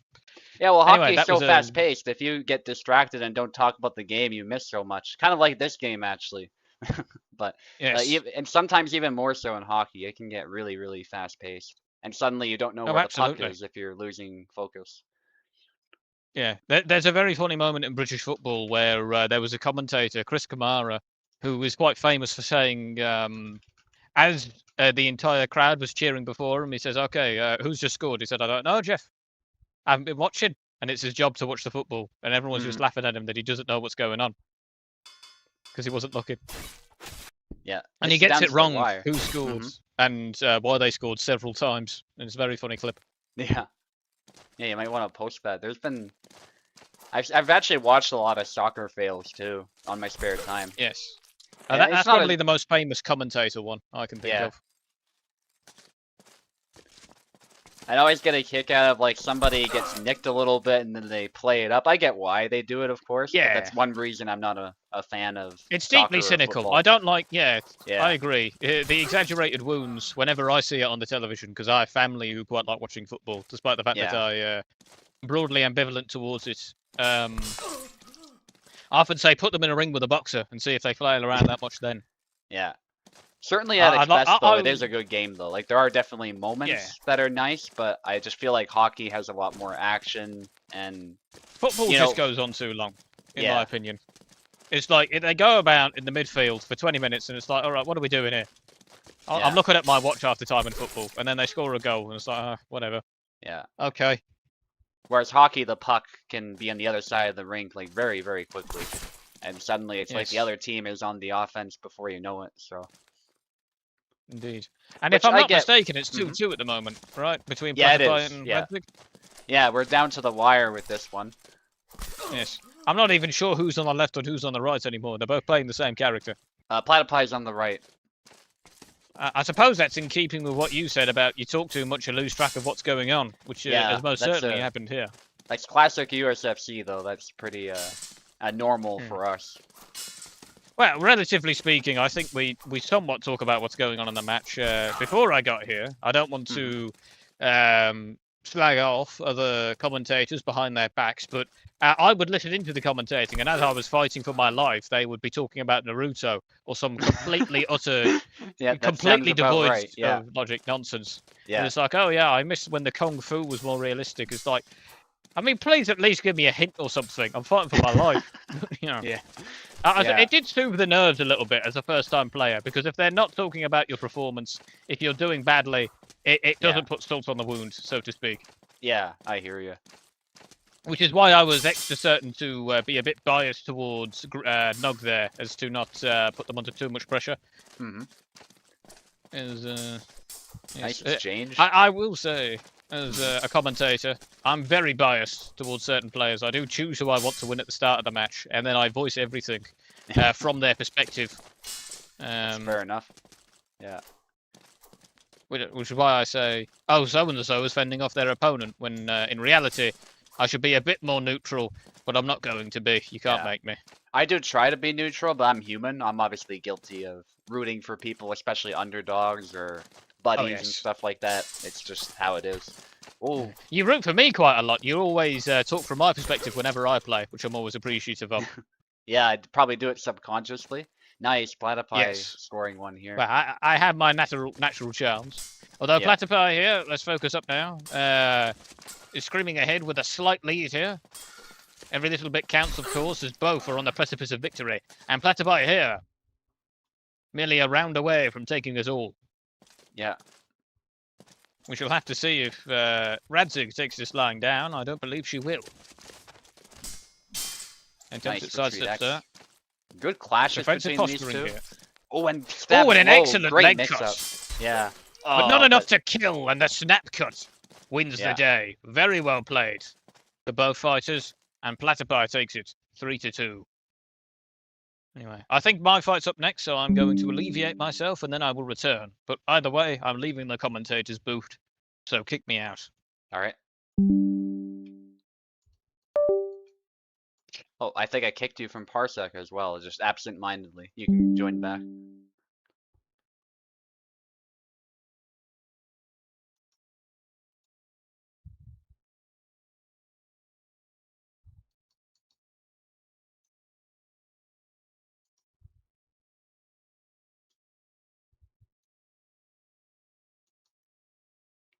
Kate Bobo is out of the commentator's booth.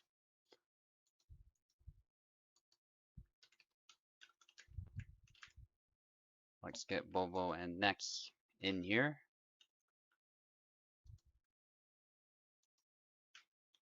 Yeah, that was a great fight, guys. We're seeing a lot of close ones this time that are literally down to the last flag possible in a lot of cases, so that's good to see. So Radzik obviously is not a contender for the champion at this point. Abir is looking like he will be the contender, but he does have to earn it. He has not reached that threshold yet.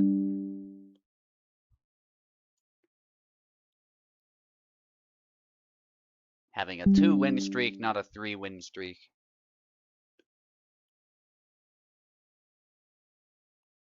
Xiantlark, if Xiantlark was here, would actually be the very clear contender, but she is not active at the moment, so. Okay, as for the sides, it will be Bobo on the left and Nex on the right. And if anybody needs keyboard, I believe Bobo does, but if Nex also needs it, let me know.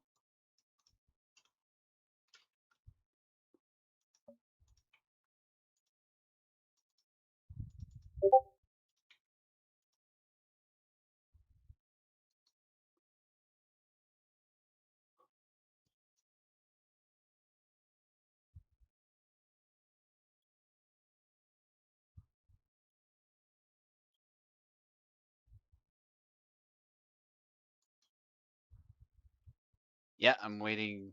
I don't think Nex needs it.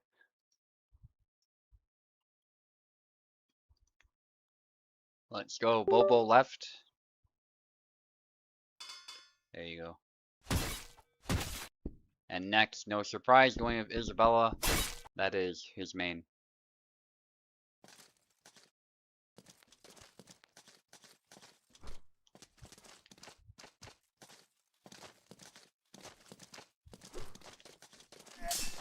Against Zara, very good matchup. I would say this could honestly go either way. This has been a long debated matchup. Perhaps objectively, Isabella is S tier and Zara is more like A tier, but I do think a good Zara can give Isabella a lot of trouble, so this is one that can go either way.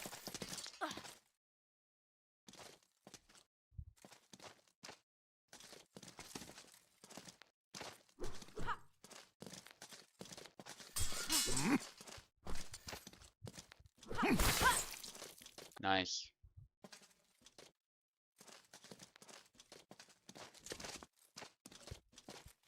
Bobo with a clear lead so far. Very patient, both of them. But Bobo is able to set up single tempos really nicely, and that thrust there was able to cover him from the high guard cut, actually.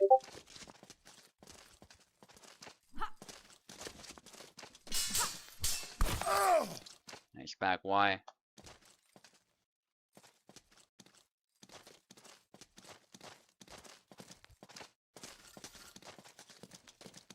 By the way, like I said earlier, if Abir does lose his fight, we will put names in a wheel among those who have an equivalent score, and we'll see who gets to challenge me from that pool. I'll do it on stream so that you guys can see it, for transparency's sake.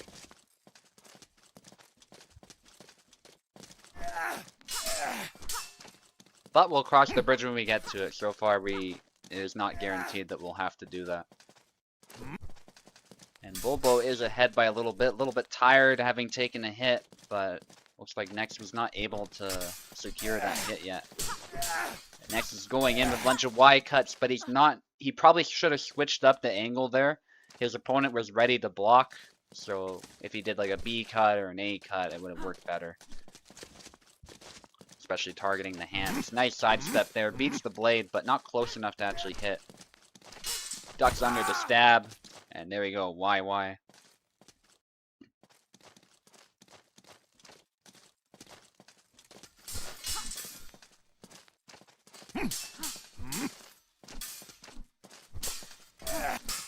Good exchange of cuts there.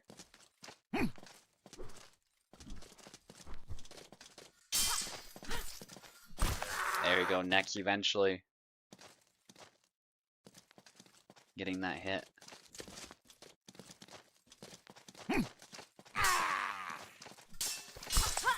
And there you go, stab to the face there. Obviously a little bit risky, but Bobo was able to secure that all-important hit to the head. switching the names. Then you guys can switch.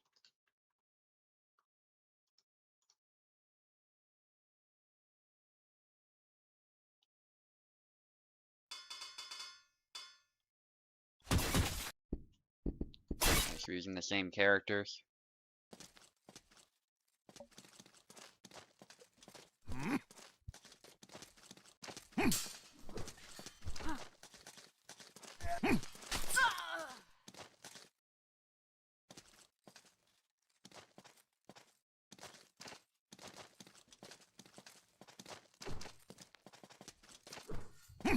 Big cuts there, back Y. And yeah, keeps going, keeps the offense going. And his opponent tried to punish that, but failed. Nice by Bobo. Nice A cut there by Nex though. Nex is starting to come back alive a little bit, which will be necessary in Zera. Zera does enjoy a slight reach advantage, both because he has a lot of bigger cuts, but also because he's a little bit taller. I'd say the sword is also a little bit longer, but not by much. Realistically speaking, this isn't true in the game, of course, but Zera's sword also can cut further up the blade because it's a lot broader. It's clearly more designed for cutting and slashing. Isabella's is more a compromised design. You can obviously cut with it really well and thrust with it really well, but it doesn't particularly excel at cutting like Zera's blade does. Zera's blade looks a lot more like an earlier sort of 14th century longsword, whereas Isabella's looks more like a 15th century longsword.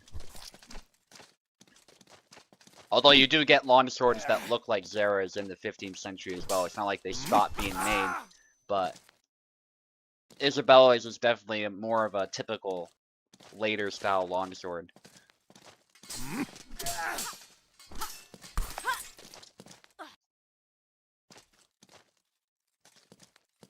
Which was a neat detail on Kubelov's part, by the way. This could be a surprisingly old sword that Zera has.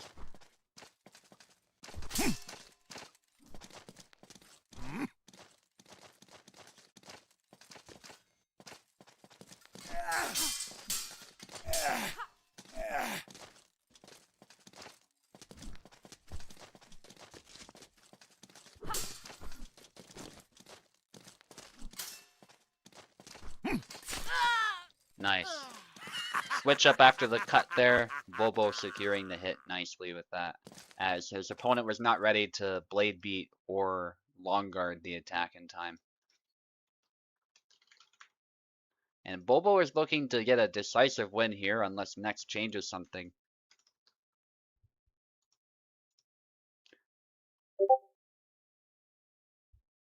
I got pinged.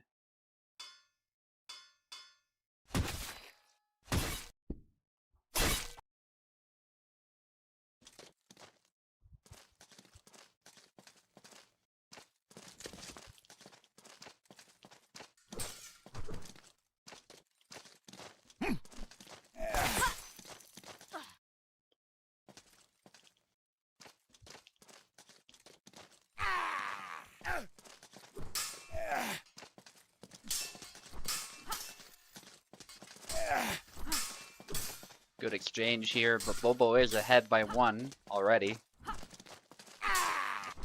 Good sidestep there, attempt, but Nex is able to back off just in time.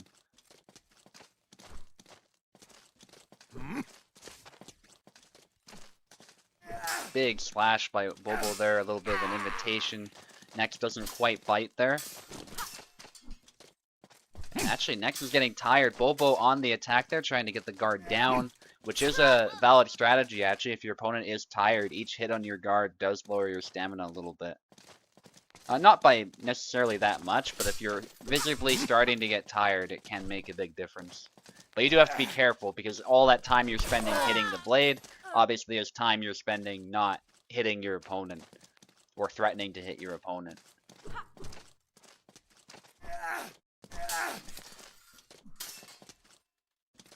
Oh, and there we go, he's getting tired. Seeing that mechanic in action a little bit there, but Bobo is not so tired that he cannot recover, so he does manage to do so, but the sidestep was a little bit of an overextension. It had worked previously before, but this time not so much. Thrust attempt, and then a back Y. Thrust again, this time it's beat down, just a little bit. Really subtle blade beat there. But it was a blade beat all the same. Wide swing there, but instantly punished there.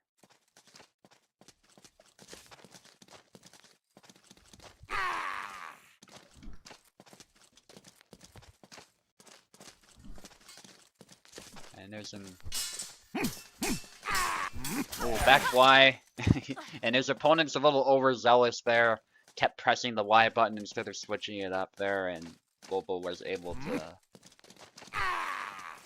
secure that one. Thrust attempt, resulting in a bit of an exchange. Bobo getting a bit tired from that, actually, although he has not quite taken a hit yet. It's just from the volume of attacks, I suspect. The thrust is deflected, and they once more engage from range. I dare say that's kind of what Zera wants, though, having the reach advantage. And 2 good hits there. Bobo just making sure his opponent's good to go. Looks like he is. He just is taking a bit of a pause after taking a hit, it looks like.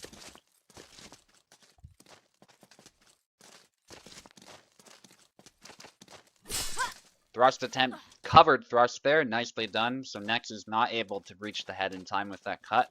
So there was no double. And a bit too wide there by Bobo. Nex is able to immediately punish that.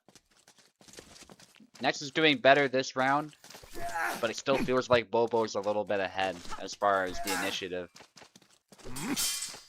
Ooh, and there we go. Nex is able to punish it this time, looking to prove me wrong.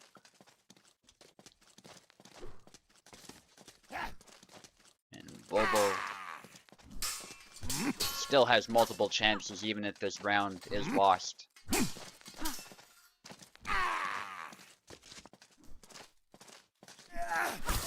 Ooh, and a big whiff is punished instantly. Next, keeping it simple. Punishing his opponent's mistakes here.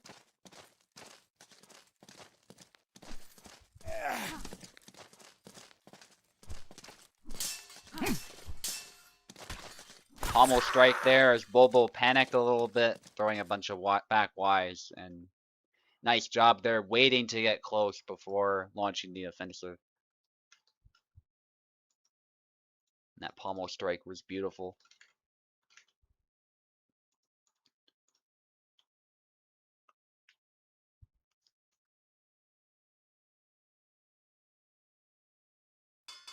Plebeian in the chat, rooting for Bobo.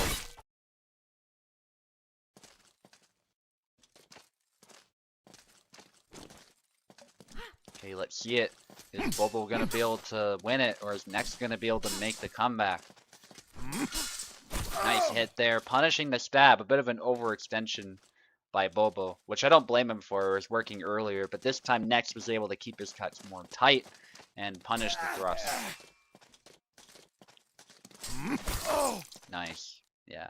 Feels like Nex, as a plebeian is saying in the chat right now, is reading his opponent better now.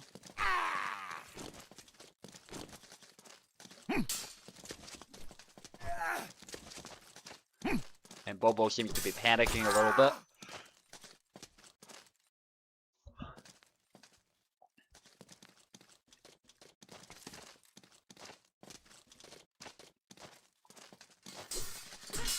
Nice attempt at a counter thrust. The back Y is able to set it aside just enough such that it's not a hand hit, but this time he is able to punish a stab by Nex. Nice back Y preemptively there to hit the hand. And a sidestep by Bobo, crashes through the guard. Somehow the first hit didn't actually do damage. That was really weird, but the second hit, all the same, was more than capable of landing because he set aside the blade. So good on Bobo there. He had a clear opportunity, and it was good that he made the follow-up. I'm glad that that initial blade beat still created that opportunity that he needed.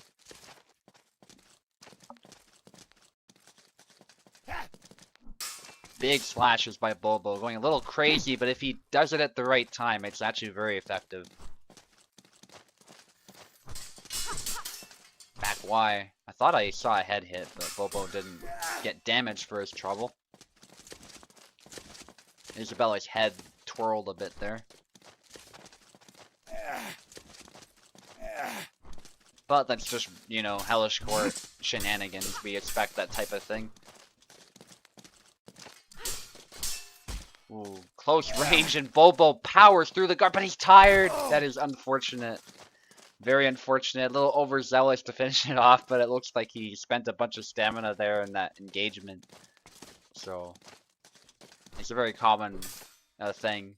You're trying to finish the fight after getting such a beautiful hit, and if he had more stamina, certainly he could have, but still, Bobo is in the fight. It's a more even round, but Bobo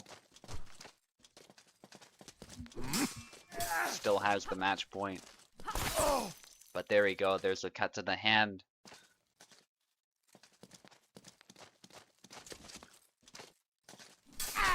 Thrust there by Bobo, nicely done.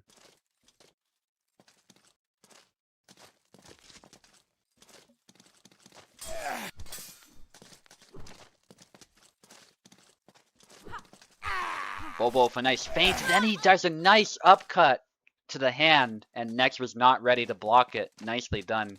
That feint paying dividends right there. And we don't see that false edge cut very often, but it seems to be very effective when used at the right moment. But is Bobo going to be able to convert this to a victory? It's not looking so clear, as Nex was able to get a flag right back. So a simple punish, and there's another simple punish there. Bobo, again, the strategy there was good, but he was out of measure, so he was not able to land a hit. Unless Nex essentially walked into that cut, but he knew better. So we are down to the wire. A very easy mistake to make under pressure.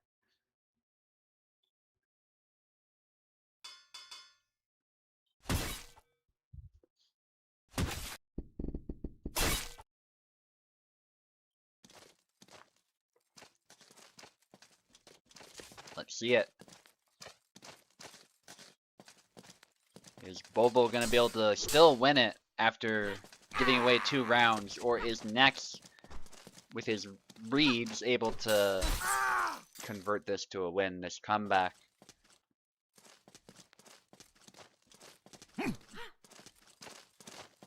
Getting Bobo to block high with the bait. Bobo doesn't quite bite, tries to stab to the hand, but nice follow-up with the back Y. Right when his opponent thought a punish window was there, he said nope and back wide immediately. Just creating a wall of steel for his opponent to try and overcome. But this time the thrust was a little bit of an overextension. His opponent is now ready for those, it looks like. And Isabella, out of all characters, probably does the best job at fighting for the center. So if she finds a really good counter to some thrust like that is a little overcommitted, then you gotta watch out.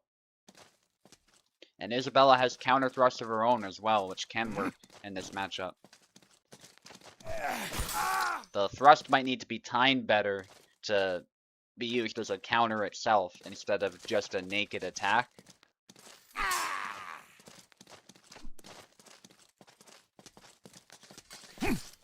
Ooh, that thrust though, it's a little harder to read, so nicely done by Bobo, getting close and then throwing that stab. Not quite able to kill because there wasn't a headshot, but all the same, a nice hit. Down the road, if Bobo is patient, and that first hit for some reason not registering, but the nice thing about it is it beats the blade, crushes the guard, and then there is a second hit incoming. So Bobo did great there, immediately capitalizing on that opportunity. But Bobo does seem a lot more jittery than his opponent. I think that's why he's giving up some flags that perhaps he shouldn't be, but it happens. Nice follow up there, catching the blade first and then a stab when his opponent did not expect it. He wasn't throwing that combo a lot lately, so his opponent wasn't quite prepared. Does get a bit of a blade beat, but he was out of measure. So unfortunately, Bobo had no chance of landing that. and Nex was ready to punish that. And that's the danger of going for blade beats. If there's not a threat behind the blade beat, then your opponent can wait for you to overextend and then punish you. But if Bobo was closer by the same token, that same follow-up would have landed just fine, as we've seen before. So it was just an issue of not quite being in the right distance. Bobo does get a nice hit to the head, though. It is by no means over. Going with low guard here. Goes for a thrust right after. Actually a smart idea, but his opponent is out of measure, and that stab was thrown kind of naked. But perhaps Nex didn't expect a second stab, so it did actually work really well. Good pressure there. High guard attempted there, but nothing ends up coming of that. And there we go. This time the false edge cut. Beautiful upward cut to the hand and a nice follow-up. We're again down to the last flag, which is insane. This has happened so many times this event. Feels like every fight, not literally every fight, but pretty close to that, has resulted in a similar outcome. Oh, and the high guard this time, Nex was able to do a little feint and then launch it, and it actually was able to hit, but the back Y by Bobo. Bobo still secures the win after all of that drama. The back Y, as his opponent was a little bit overzealous to finish the fight. And Bobo takes it. What a twist and turn this fight was, but Bobo still gets the win despite the fact that his opponent was starting to make something happen there. Okay, let's get Captain Adler and a beer in here now.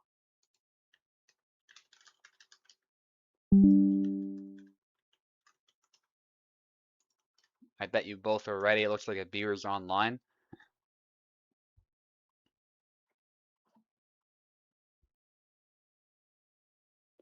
And I think that's a quote for the USFC wall right there by Bobo.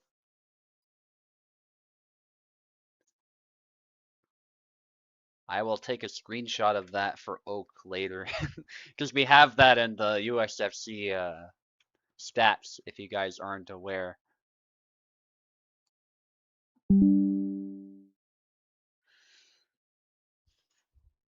If Oak is paying attention, that might be worth posting right there.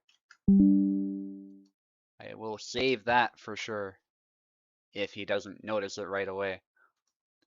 But yeah, that was an amazing fight.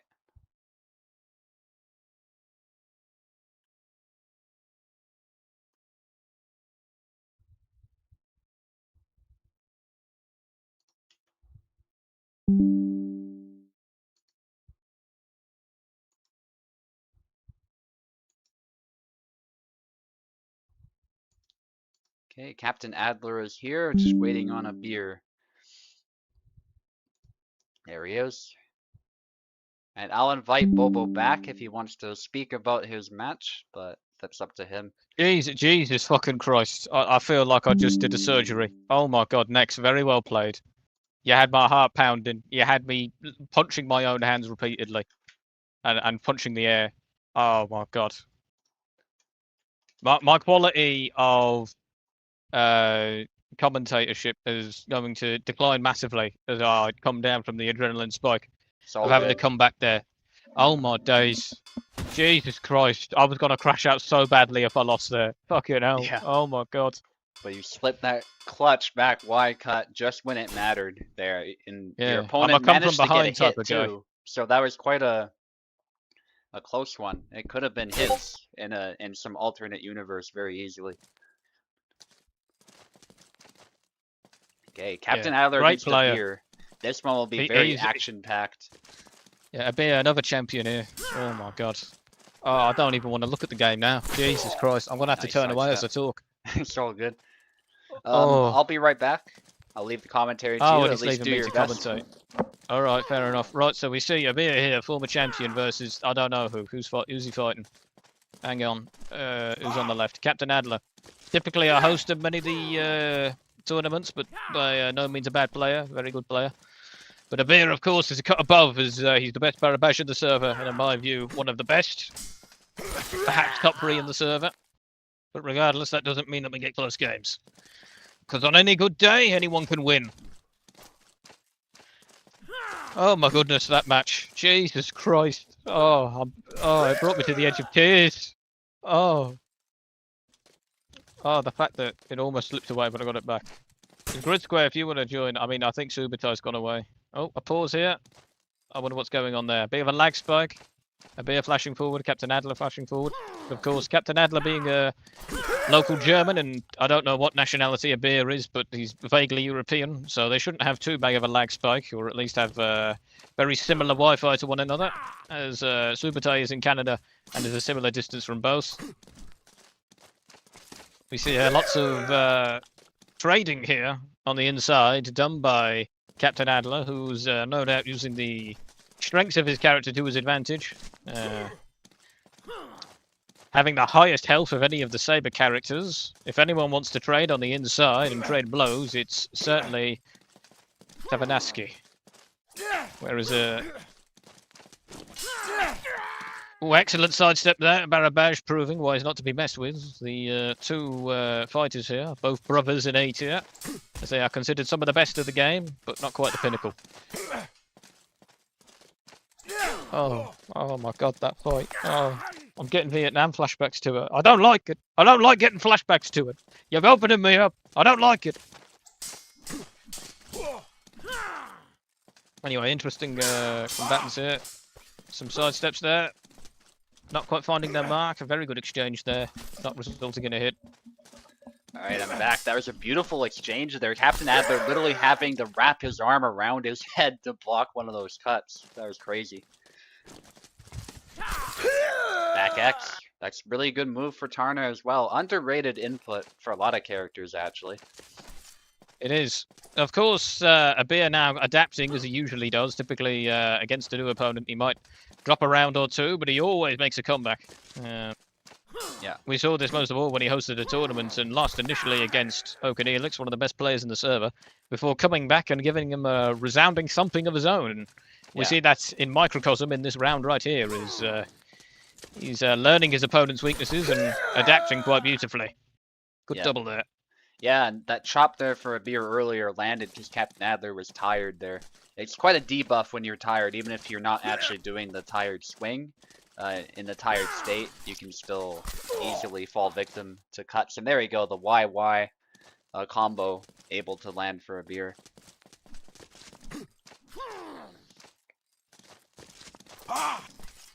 Snap cut there, Abir getting the sidestep. Or, it's not really a sidestep, he kind of sidewalked a little bit and got the snap cut. Nice. Captain Adler taking that hand. Barbash, his guard is, you know, it's kind of average. It's not particularly good. It's not particularly bad, but it does have to be said that his hand is one of the spots where you can really land hits on him that he might not expect because he has less hand protection.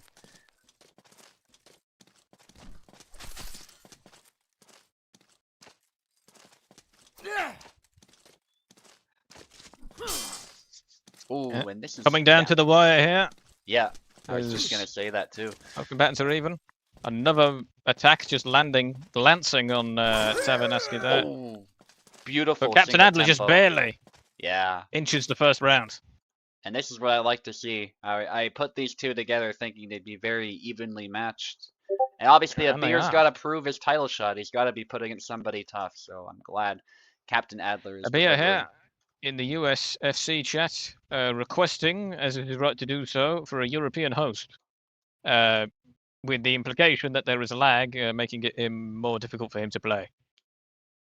I can't host. I'm playing on a weaker laptop than usual. I borrowed my dad's, and I had to get signed up on him, which was a ball ache in of itself.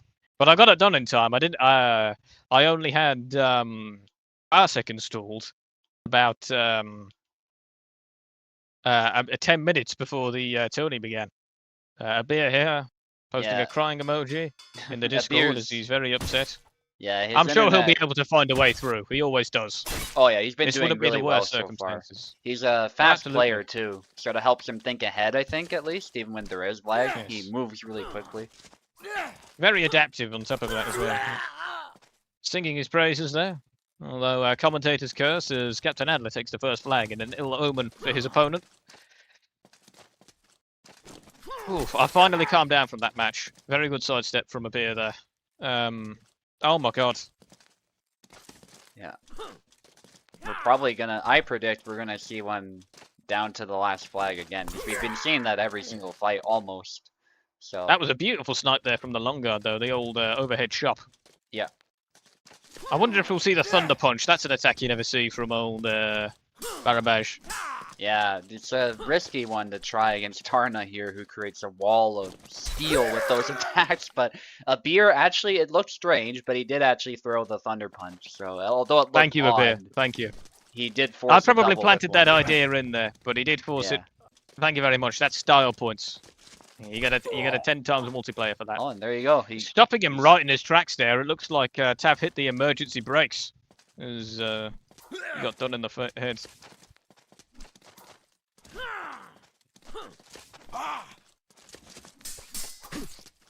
Nice hit. A double. A double. And those cuts are dangerous. They're very hard sometimes for Bara to fight safely, but Abir's doing a good job. He's got his foot on the gas pedal despite the lag, which is working in his favor. It might actually make him a bit unpredictable sometimes.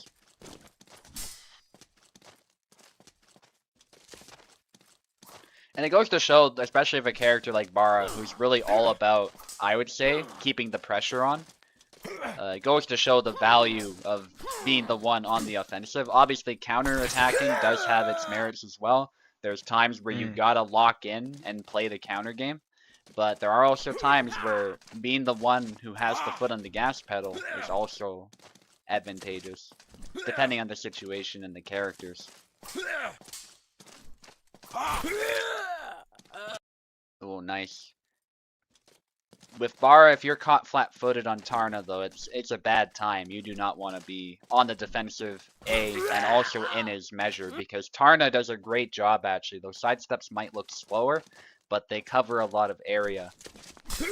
Nice. And they have a mighty matching impact, Abir. as we Yeah. see here. I mean, he Yeah. very rarely needs 2 attacks to get the job done. And people are saying, like, some people were saying that Tarna's a weak character. I say that's BS. As somebody who's Well, played one this person matchup, was saying it. We're not Yeah. going to name him, but yeah, you know who. we won't, but yeah. You get into Tarna arguments doing with him really quite well. frequently. You know? Yeah. It's like 1% of the Discord chatters make up 50% of the chatter. It's a fake statistic, but one that could apply. Yeah. And But it's all whinging. He loves a good whinge. regardless, Tarna is proving to be a really good character in this Yeah. event. Oh, an he excellent blocked it. leg sweep The- there. The left foot forward guard, in some ways, does leave Tarna more exposed, but it sometimes, I think, helps him with those high attacks. So Captain Adler It did does. good, but the pressure was still too much. At the end of the day, Bara was quicker, and he was able to keep the pressure on and eventually still get that hit. Which, if you're Another thing- tired, is very dangerous position to be Yes, in. Yeah. another thing Abir is doing here is he's going for the legs in these last few flags very well, getting a few snipes there and slowing down the offense of his opponent. Yeah. And we see there he's picking them apart beautifully, powering through despite the apparently Dolorous and no, not Dolorous, ponderous lag that he was apparently dealing with. Although Abir, of course, as is tradition, typically likes to blame lag when that isn't the culprit.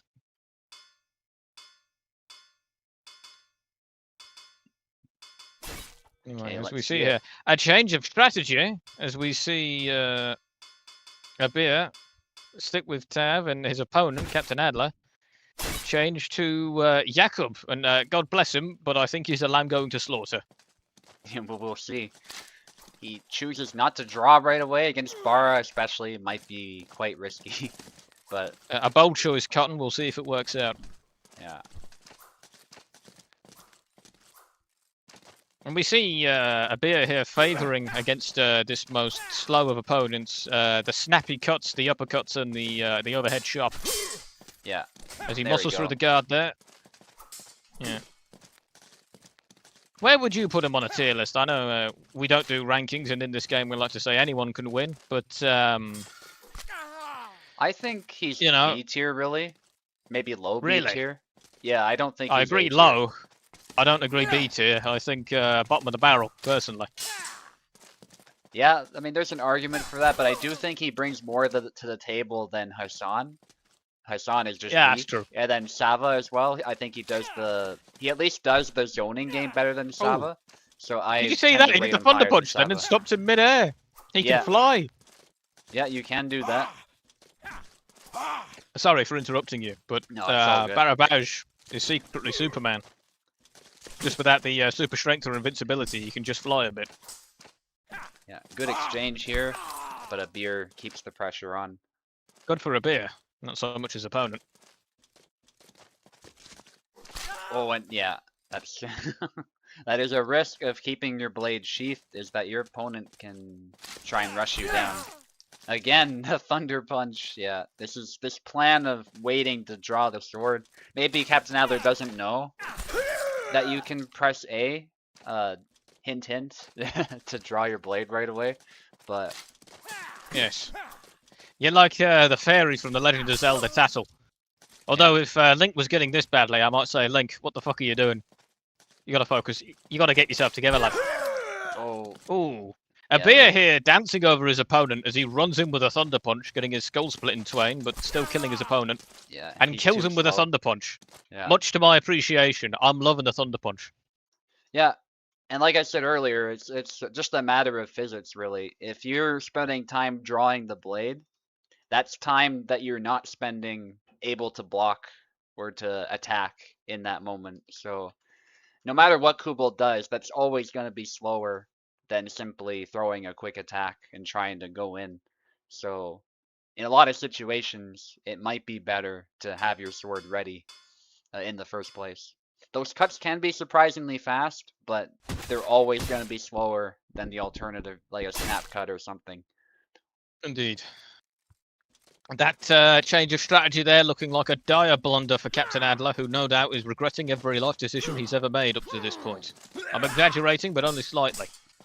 Whoa, the leg void there. Fancy by Captain Adler, and his HP allows him to weather the storm just enough, and that's what Tarna Yes. does. His power as well really helps him in those situations. Yes. I remember when I used to call Tarnavsky Tavernavsky, and Tavernavsky, of course, is the word for shit in Polish, apparently, which sort of reflects what I think about fighting him. He's very frustrating to fight with those trades, potentially. Is it shit in Polish? Because that That's I what mean, Max told me, and he's Polish. Okay, so because in Quebecois French, there's a very similar word, tabernacle, like tabernacle. That's what that literally is, right? But it's used the same way as shit, so people often translate it as shit. Like you'll say he's not a nice tabernacle man, is he? when you're saying shit in Quebecois French specifically. So I see. Do you think he'll ever add an ahistorical Quebec fencing to this game, Kubold? There's no demand for that, other than you? yeah, I mean they just see themselves as French at this time. They're just starting to colonize that area. So Oh, like, really? The beginnings of colonization are happening, but there's not a lot. Oh yeah, that was the going on. 1600s, wasn't it? Yeah, It took a century for America to get its independence, and that sort of thing. yeah. And it was mostly the French at this point. There wasn't a lot of like British And the Spanish. colonization going on just yet, but it's starting to happen. The Portuguese were the first to do it. They kicked off the Age of Exploration, as it was called, and the whole tragedy of colonization that went with that. Yeah, and the As they Spanish invented not far triangular behind. sails. Yeah, yeah, absolutely. And they went all the way around Africa and got to Sri Lanka and did despicable things there. But they did leave some nice architecture behind, so I suppose not that bad. Yeah. I wonder if Captain Adler deliberately threw a fight to make it go to the last round. That's my theory right now if the Yakub pick, but we'll see. Potentially putting pressure on the opponent and baiting a certain commentator into roasting him for his decisions, perhaps. Well, in a That's way, some it does depth put pressure on the other guy if you make it go to the last round after they've had success. Because it's like, well, now everything can be thrown away so quickly. Yes, I agree. It's very difficult to keep your composure under such conditions. Yep. And Abir is known to crack under pressure. That is something he's been known for with his anger issues. By his own admission, by the way, that's not me just roasting him for the sake of it. And I do enjoy roasting him for so- the sake of it, so, you know. I'm definitely the bad cop in this situation between the two commentators. Yeah. So is it 2-2 at the moment? I thought it was 2-1 in favour of Abir. It is 2-1, but it could be 2-2 is what I'm saying if Captain Adler wins this Oh, one. yes. So he could be deliberately like taking a loss to bring it to that last round, which can happen surprisingly string his quickly at opponent this along. point. Yeah, a lot of cuts there. Abir has to be so careful. This is why I call this matchup Warrior versus Rogue, because Bara has to do a lot of moving to stay out of range of those cuts. And there we go. Yes. Captain Adler takes it this round You anyway. mentioned Warrior versus Rogue there. I think to myself, in D&D, the wizard is just so overpowered. He can do everything. I play as a wizard. If you set up the right build, you can't be stopped. Yeah, a wizard would be like... You could say Denise from that perspective, like how OP Oh, yeah, the that's wizard true. is. But He definitely has magic armor and the shield spell with how hard he is to hit. yeah. It's just invisible. Okay, let's see it. Yeah, and he's got... Do you play much Dungeons and Dragons? I SUBUTAI? play You seem Baldur's like that. Gate, so I'm pretty familiar with how that whole class system works. But as far as Dungeons and Dragons, the game, no, I don't play that much. The thing is, with Baldur's Gate, because the context is sort of the game itself is the GM, wizards are very, very strong, and spells are, of course, the strongest way to play. Yeah. But they're slightly nerfed because you can't do something like I cast flight and then just fly out the level or whatever. Right. Yeah. But regardless, magic Double. very good in D&D, and if you compare that to like a fighter, what does he do? Oh, I hit things. Yeah. What a yub. Although personally, when it comes to role-playing games, I'm a fan of. I'm getting distracted. Sorry. Anyway, this fight's really entertaining, so I'm kind of focused on that right now. But I in the pause back. there. Okay, hopefully that was just lag. Abir losing the trade there, which does happen against Tarna. That is just, when it gets messy, Tarna can suddenly win it. Like so, Abir has to, and that's what I mean about Bara struggling in this matchup. He really has to, a lot of times, get out of the way of those cuts. Otherwise, it is a bad time for Bara. And this time he does win the trade, but that's, I think, because Captain Adler hit the body, and because he took a hit going in, so his damage was a little bit reduced. It's good for It's Abir. telling how good his health is when he can almost get a double when his back is completely turned to the opponent and they like strike him in the shoulder of the sword arm, which is his weakest point. Or I suppose the wrist is the weakest point, but you get the point. Yeah, nice the hit head. to the head.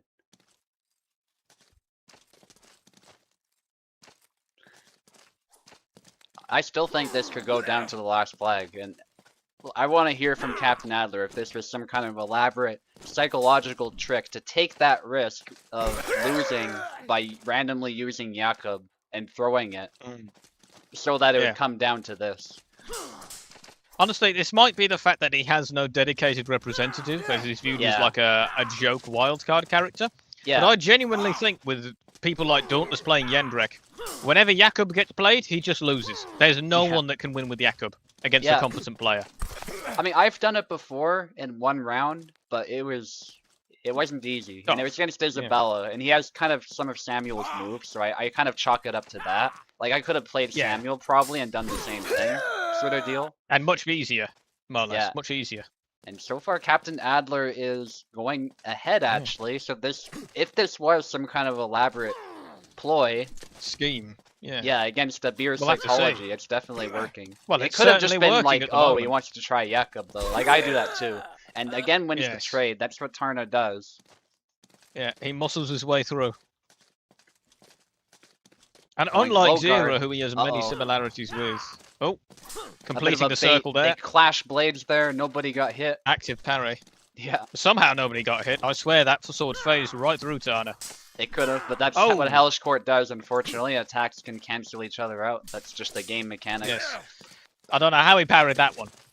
Yeah, it definitely looked weird with the grab. Nice. And Bara, you can see Bara switched to the default skin. His head just magically became the default skin there after his hat fell off. Funny. His hat fell off. Little bug there. And Captain Adler does take it pretty decisively, actually, this round, although it did come down to the wire. So definitely, that doesn't tell the whole story. Opponent. Yes. Well, there you go. I did not expect such a result. A beer here, claiming lag was the culprit, as he typically does, and Captain Adler congratulating his opponent. Very well played to both. And for our next match. Yeah, we got Grid Square against Info. And then we'll have Piper against Nullified. Two of them are... Yes. Those two are Two Strikes players, so they're representing the Two Strikes community, which also has their own version of the USFC, if anybody really? happens to be interested. Yeah.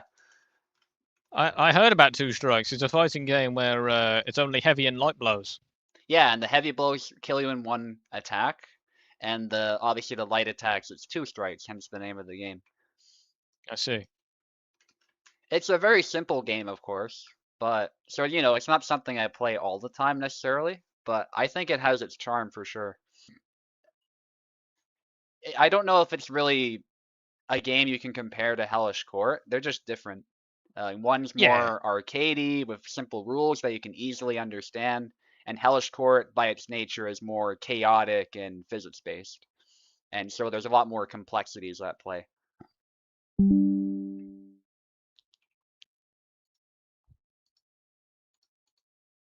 Which obviously has its drawbacks, right? The more complexities at play, but I think it also has a lot of benefits.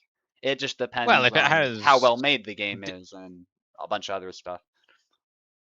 And I remember an analysis of this. Mhm. Lack of complexity is okay. What you need in a good game is depth.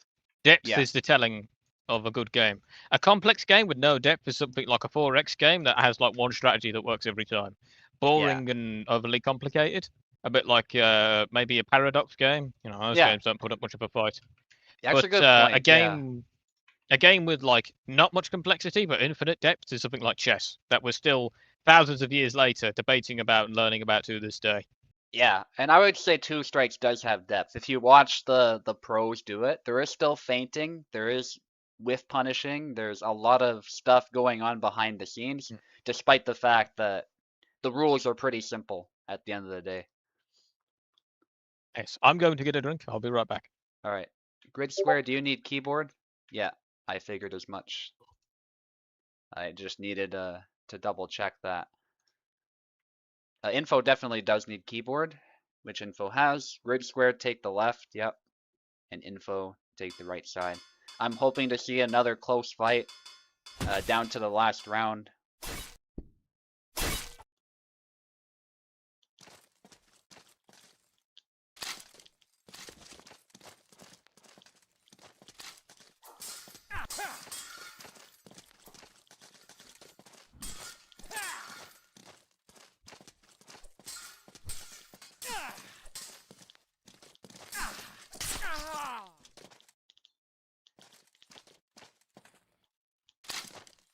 Yeah, so Captain Adler confirmed that he just wanted to try Jakob. If we're being real, that is the more likely reason why he would have done so. But, I don't know, I like to think there is some villainous scheming going on that resulted in that pick. But, the most likely outcome is, you know, similar to why I do it sometimes, is he just wanted to pick Jakob and try him out. So a beer losing is also pretty devastating for a beer, at least in the sense that he won't get the chance to take me on, having lost his streak. That means it's a little unclear as to who will actually end up challenging me, so I'll do a little bit of math behind the scenes. I'll look at the results of the fights, look at the current updated win streaks, and then we'll put names into the spinner and go from there. It's most likely going to be everybody who has a 2-win streak. I suspect Oak has a high enough win streak. If somebody does have a clear advantage though in that regard, we'll just defer to that. So if Oak, for example, having 1 has 3, and other people have, say, 2 wins, then obviously Oak will just get the chance to challenge me, and that's that. So that we won't do any random spinner shenanigans with the wheel in that case. But we will have to examine the results and go from there. It might well be that somebody just gets the chance to challenge me right away.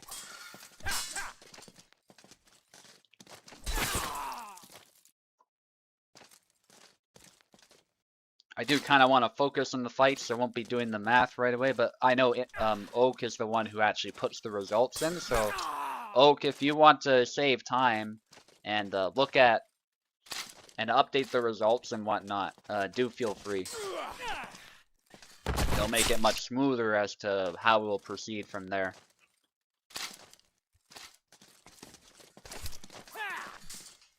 But it's not a big deal if you are busy or something else or don't want to do it right away. We can do it pretty quickly otherwise.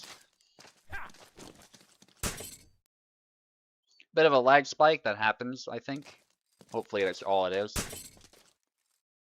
Info's internet is not always the most cooperative of mine, unfortunately, and Grid Square obviously being from Asia, that leads to some challenges on his end, but it looks like Grid Square is actually not the one with issues. It's Info having issues. Maybe input issues? I don't know. But and again, it's a shame. Info obviously is picking Jakob specifically for the small sword, but you have to draw the saber first and then switch to the small sword to ever use it. So Oh, not another Jakob duel. When will people stop trying to play this polished turd of a character? They're polishing a turd. People are trying to make them work. Like Miss Info, bless her. She tries to make Marta work. Doesn't happen. And then she tries to make Jakob work, and it's a Sisyphean task. She keeps going further down the tier list. At least with Marta, I think Marta has something there. You just can't play her like Marie, which Info is actually good with Marie. She spent the longest time when Marie was bad, because believe it or not, there was a time when Marie was like trash tier and she was terrible. But Info was playing Marie specifically because of that, apparently. So once she got good with Marie, and Marie then got buffed she likes after a good that, challenge. you know, she switches to the next trash tier character, or at least character she doesn't do well with, and then we go from there. Which is funny. Lag spike and it's constant.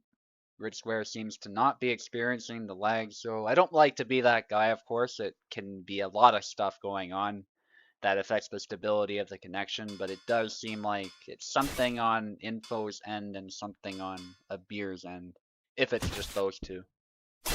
But it could be lots of stuff. I'm not saying it's their fault necessarily, or that it's even their ISP's fault necessarily. It could be a ton of stuff.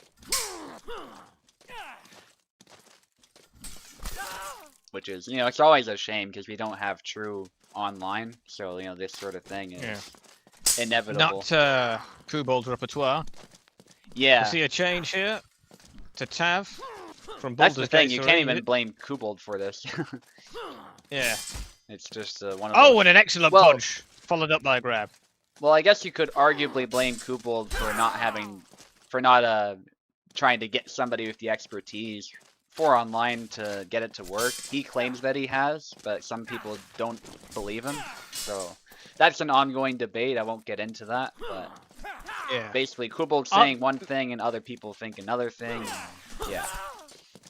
That's very unfortunate. How did that not kill? He had his entire body opened, Jakob stabbed in, and then what? Did it like got deflected off thin air?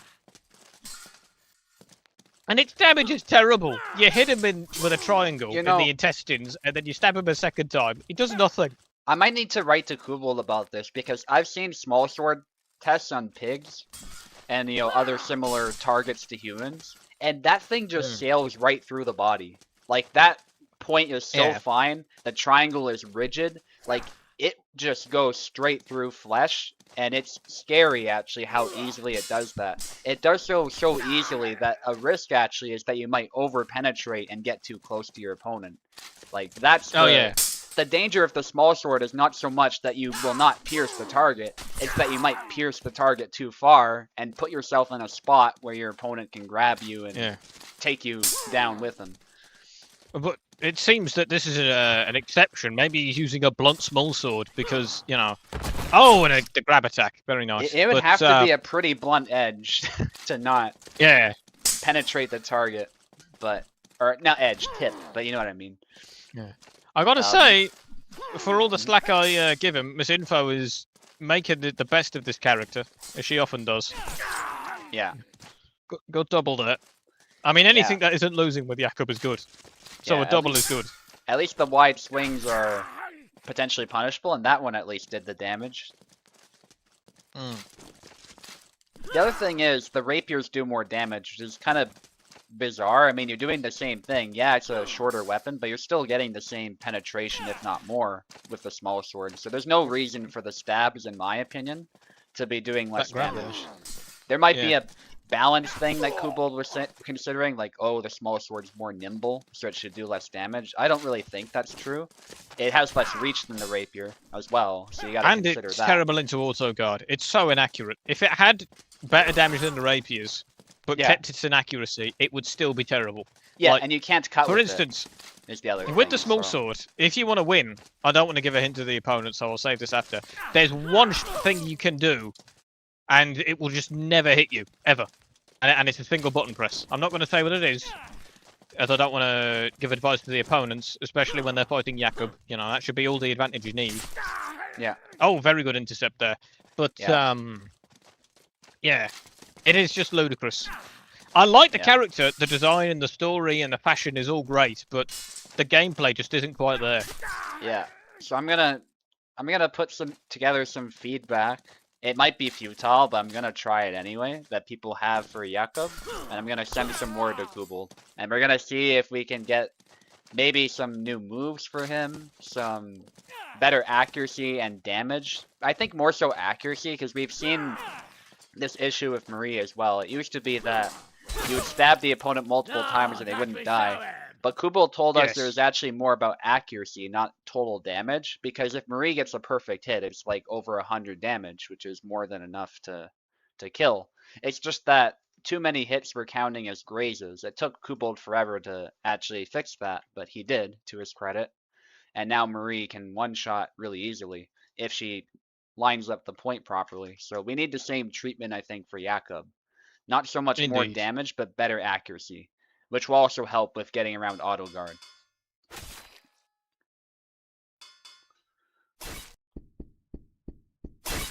And what else? Also allowing us, I know I told Kubold already, he's probably already heard that a bunch of times, but allowing us to switch which weapon we start with would be great, at the very least. And info eventually goes to Marie.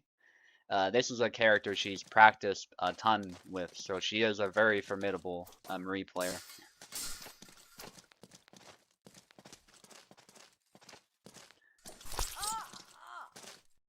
Oh, somebody alt-tabbed?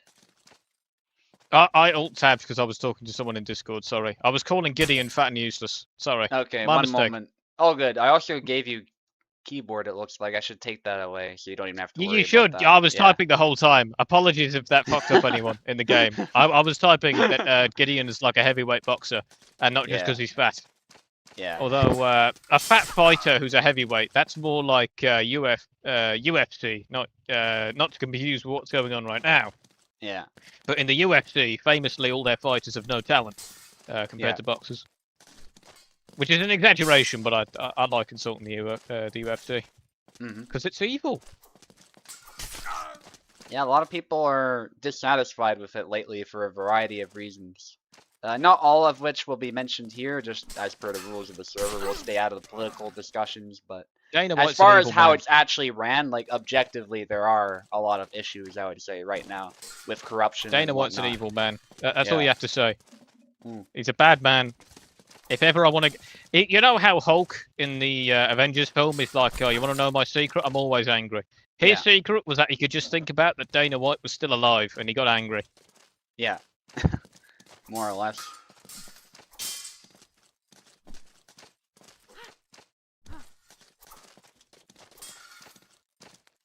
Right, I'm making an effort not to type now. I'm gonna have to use my phone to type. About you can tell I'm not paying attention. My attentiveness is good. gone. Where is my phone? Right. Yeah, it's all good. You don't have keyboard control anymore, so you can do whatever you want. Oh, that's chill.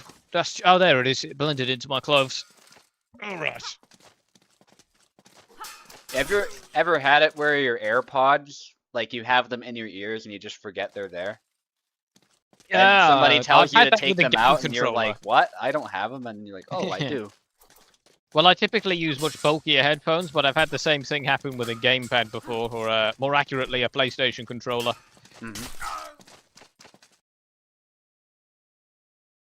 Because it's a thing with me. I don't know if a lot of other people have it, but it's like I can get really focused on something if I'm busy or I'm playing a game. Somebody can be right next to me and talk to me, and I cannot hear them. And it's not because Yes. my hearing's bad, it's because I'm focused on this thing, and I literally cannot hear, outside background noise. I can tune it out at will. Sometimes subconsciously, too. I don't even mean to, but I tune it out, and then people are trying to talk to me, and I can't hear them. And it gets people really frustrated, but I'm like, I'm not trying to tune you out, man. I'm just busy with this thing. Yeah, I get that too, where I often focus on things. I wear noise-cancelling headphones, and my mother, she particularly hates that I do, because she constantly calls me down for tests and that sort of thing, and she's like, oh, those bloody headphones, and being an obese woman, she doesn't like going up the stairs to come and get me. I don't want to make it seem like I hate my mother. I love my mother most of the time, but that's just something that happens. And I'm guessing that was Info wins? Yes, I'm not Info sure. won this one. Very well done, Info. A rare win for her, as she often plays the low tiers, but a welcome one regardless. I alt-tabbed again. Well, who cares? Whatever. Yeah, well, It doesn't nobody matter. noticed it this time, so because your keyboard's Yeah. off. I was Parsec, typing anyway. up a storm, so I was probably impacting. I was probably putting in inputs for both fighters. Yeah, well, they're both on keyboard as well, so hopefully the fact they were on keyboard controlling their characters kind of overrided that. But if there were people with controllers, that would have definitely, because keyboard takes priority in this game because of how Kubolt's done it. That could have been bad for sure. But I think we avoided that, so. That is something, by the way, with a lot of new players, we used to have the issue where new players would be like, oh, I control both sides, and they'd start inputting stuff for their opponent by mistake, and we'd always have to tell them, like, no, you have to control your side, yeah. And unfortunately, it's one of those things where it's really hard to enforce that. Yes. So, if people are having input issues, sometimes it could literally be the other opponent doing stuff, intentionally or unintentionally. And that's just an issue of not having online. I used to have this fight. I used to have this problem when I was on the right side on my old laptop. Steve, God rest him, he's dead now. But he was taken by the heat. Whenever I was playing on the right side, I'm on a ThinkPad, or at least a ThinkPad style keyboard. So the weight of my inputs would affect inputs and press down keys on the other side of the keyboard. So sometimes, if I press a certain series of buttons, I can cause the opponent to do an attack accidentally. Which I don't even think that's wrong. That's like a secret combo, like mind control move, I think. But I figured that out. I only ever had that problem against Max, who's a very friendly player in the server, and taught me how to play initially. Yeah. Nice guy, that Max. No, Max's girlfriend was just playing and won, so no doubt he'll be happy with that. Yeah. Yeah, and it's one of those things. I remember early in the community, because we were having all these keyboard issues, we were like considering just making it controller only. Like we would not allow keyboard users because of all these potential issues. But then we discovered keyboard splitters are a thing and stuff like that. So we've started recommending that, and that fixes a lot of the issues that can happen. Oak also has a software. It's a software that makes it so that your keyboard is viewed as a controller by Parsec. So you only control the one side. And Oak himself, he made this technology, or did he merely share it around? So what Oak has is a special software. It's not really a keyboard splitter, but it works in a similar way. To where it's your inputs on one side. But it's not that it views it as a controller, it still views it as keyboard. It's just that you can't control both sides. That is a valid thing, though. Now, the more we think about it, we could make it so that Oak software or a keyboard splitter or something like that is mandatory. But I also recognize that that's kind of a headache for new players, right? They don't have controller and they're like, what do I do? You know? Yes. So. And if there's one thing this community doesn't need, it's struggling to attract new players. Yeah, and that's why we didn't end up banning keyboards. We were like, well, now we're just alienating half of all people potentially, right? So it Yes, didn't more than prove half, I would practical. say. Yeah, I'd say more than a majority of people use keyboards overall. yeah, yeah, and I bet Kubel hasn't really considered online play much, and that's why the game feels like it's better built for controller than keyboard, even though you can play on the keyboard if you need to. It's To be fair, I did watch Northern Line. I don't know if you ever heard of him. He played this game when it first came out. Yeah. A long time ago, 5 years ago, 2021, I believe, or 2020. Mhm. And the Steam warnings back then did say this is a controller-based game. Please use a controller. So that's Yeah. long been a consideration of Kubold, in all fairness. Yeah, like he's taken the steps to at least tell people, like, you know, this game is better built for controller. You should probably use controller type of thing. Yeah. Certainly back when we had the issues, especially that was the prevailing wisdom. Obviously that's changed, but we used to tell people like, please consider using controller. It's going to be easier on everybody type of thing. I see. What dark Before we ages we discovered once stuff. lived in. Yeah. I'm so Alright. happy that the world just keeps getting to be a better place year after year. Isn't that a wonderful thing, Subutai? If only, but in some respects, yes, absolutely. There is progress for Yes. sure. There's hope yet for the Hellish Quart Discord server. Yep. And nothing else. Yeah, it certainly feels like that. There's not many places on the internet where you're primarily interacting with people and that there's not so much toxicity, but this community is one of those Yes. places. So I know we talk A about, rare oh, it's niche. gotten more toxic, the veterans complain a lot, and their complaints are valid. I'm not saying they're invalid because there used to be even less toxicity, but by and large, if you compare our community to a lot of fighting game communities, like it's a Yeah. night and day Tekken. difference. Yeah, yeah. Oh, poor Tekken Tekken is, players. yeah. I Strike's remember. actually is a big Has community TekkenNet too. recovered at all? Because a few months ago, earlier this year, every single thumbnail I saw that was about that game made it look like the YouTubers wanted to kill themselves for playing it. So hopefully things have gotten better over there. I don't think it has, but thankfully, you know, it's a game you can also play casually and not think that much about that. So, you know, it's. But if you Yes. take it seriously and you're into the community at all, it's definitely it can be a pretty toxic place. Oh, did it happen where they prioritized the casual experience over the competitive one? Good updates, Nullified says. That's good. Okay, I haven't heard much about that, but apparently there's been good updates. So, Oh, good for them. I'm happy for them. yeah. Apparently, Street Fighter 6 is a fighting game that's generally been on the right track. I've heard nothing but positive things over there, well, for the most part. And Okay. Waiting for Piper. We got Nullified here. I don't think. Have I seen Nullified fight before? I don't know. You might have. He's been sort of in and out. He's a bit less active here, but he has been getting back into the game a little bit by bit, when he's been available. So Yeah. he's definitely more into the Tekken and the two strikes lately. So, but he is an old veteran of Hellish Quart, so he loves the game as well. Maybe just got burnt out, got busy, stuff like that. But I'm gonna ping Piper again. To be fair, it's probably a bit later in the UK than it is North America, so I do understand. It is 8:45. Okay, that's not that bad actually.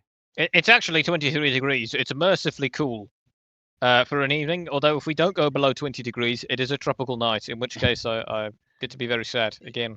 You see, I talk about how hot the summers can get here, and it is true. But at least we can count on the nights being cool out here. Even more so if you're in like the Badlands, right, which is kind of like our desert. Like, you know, it can get really cold. Is that further up north, the wastelands? The Badlands are further south, actually. That makes more sense. That is warmer down there. Yeah. Although it's kind when of I think funny Badlands, with how though, the I heat waves think- have been working here, because I've been talking about how the north is actually where it's been hot, because the climate is so fucked. So Oh the yeah, black it's not the only flies thing up that's there fucked. and shit are worse than I mean- usual, and they are usually bad. So imagine. Yes. No, you mentioned the man-eating flies. They sounded like an alien species, the horseflies. Yeah. Although when I was talking earlier about there's hope yet for Hellish Quart and nothing else, I wasn't talking about the internet. I was talking about the world at large. But, Of course, yeah. You hit the nail on the head there. I love being a nihilist. Anyway, as far as mosquitoes go, mosquitoes are pretty bad where I'm at because of how wet it's been, how much it's rained. They're up 4,000% in Alberta. The 4,000. population. Jesus, wept. 4,000%. I'm not exaggerating. I wish I That's like was. prophecy levels. That's like release Moses from Egypt and the Jews, or I will send a swarm of locusts levels. Yeah. 4,000%. So like right where I live, it's not that bad, although they can get kind of bad. But if you go out near lakes, out in the wilderness by my campsite, like you get swarmed by them unless you put bug spray on. You got smoke and stuff to keep them at bay. You were telling me about this before. You've told me about this before, believe it or not. You said one of your children, sort of like a horde of flies, just sort of swept over him. You lost eye contact with him for a second, and then there was just a skeleton left, and he collapsed to the ground in cartoon fashion. Man, that would Because be they a ate wild all his story. flesh in a matter of seconds. The other story I was going for, as I was making it up, was they swarmed him and then picked him up, and like in a swarm of flies, they abducted him and flew him away. That There were sounds so like many of One them. Punch Man. That one mosquito. Oh villain. yes, no, I saw that in season 1. Yes, that I was literally 12 happened. when I At least watched the that. skeleton thing happened. Yes, So- and they did carry people away and that sort of thing. Yeah. Although, when it comes to superheroes, I think my favorite, I know it's a terrible film, but I really like Sandman from Spider-Man 3 and how he can just travel around. And I thought to myself, Sandman's overpowered. He's so strong. How does Spider-Man beat him? Spider-Man 3 wasn't the best of Spider-Man films, but I think compared to so much of the Disney stuff out there, it's like the prequels in Star Wars. Like, you really start to appreciate it when you see how Yeah. bad things can get, right? Yes. Like with the Amazing Spider-Man. The thing is, it was sabotage. They said, we want Venom. And then Raimi wanted it, and he already had it in there, so it was a Sandman film. And the Sandman scenes are incredible in that film. Like, if you just put that as a short film in his own somewhere, like the criminal, he gets captured, he falls in the sand pit, and then he's like that scene where he struggles to rise up. It's incredible. It's a perfect scene. And then the rest of the film happens, and it's like, oh no. You do get Bully Maguire, though. So, is it a bad film? Who knows? It's definitely a classic example of so bad it's good, I'd say. All right, I have a I'll fight again, proposition for if you want. Nullified as well. If Piper doesn't show up, I'll fight again. If you want. Although I did win, and you said.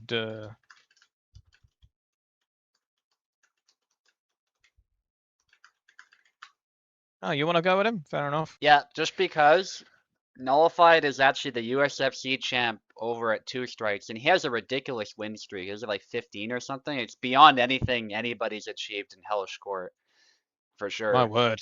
Yeah, he's Even just more than been Warden. taking names. Yeah. This is a public execution, but I'm down. All right, let's do a battle between champions of different branches of the USFC.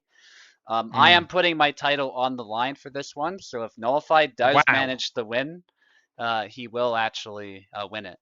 So Imagine we've that, done the first this type battle of back. thing before. Call it corruption if you want, but I think this will be fun. Well, it's similar to real boxing. Oh wait, Piper. What's his face? Piper is typing. Hang on. Hey, let's Piper's see. here. Thank goodness. Let's see. I was just going to say that reminds me of. Have you ever heard of Tyson Fury, the heavyweight champ? He retires every 2 years. He's retired like 4 times in his career already, and every single time he comes back, he does one warm-up fight, and then he gets the belt again.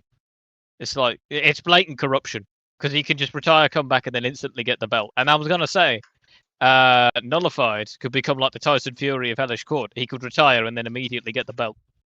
Yeah. Okay, Nullified will be on the left. Piper drops out.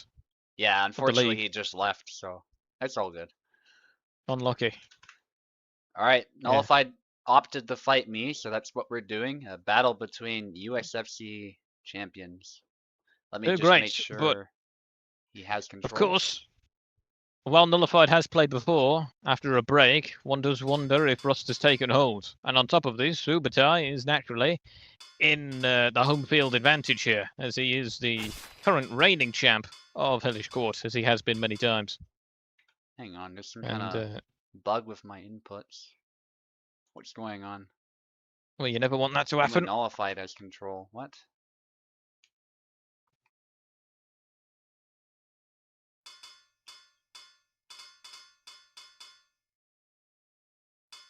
Alright, I'm gonna... Somebody's controlling me a little bit. I don't know how, because this doesn't make much sense. There's only... nullified as controller, so it can't be him. Maybe it's my controller. I don't know. But I'm gonna reset them, the gamepads, just to sort this out. In that time, I'm going to get a drink. 'Kay. Staying It can- hydrated. Yeah, and it can't be Bobo because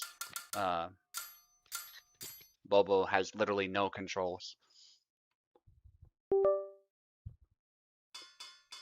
Okay, I was gonna say, what the heck is going on? Maybe my controller has drift all of a sudden. That's what it looks like to me. Alright, I'm gonna switch controllers.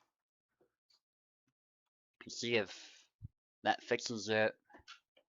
And otherwise, I might have to play on keyboard, which will not be right. But it is doable. Maybe it's a suitable handicap because Nullified, by his own admission, is a bit rusty. This one so far is working. I've had issues with this one before though, so... Alright, let's try it. Thankfully, milder problems, not drift like that. Or maybe it's just a bug with this. I think the Tarna bug's still there. That might be what it is. Alright, let's go and use Yakub. It's working better, whatever's happening. We're gonna do a Yakub mirror, like I was gonna say earlier. At least to start off. Let's go with that. It's very two-strikesy as well with the drawing of the sword, so...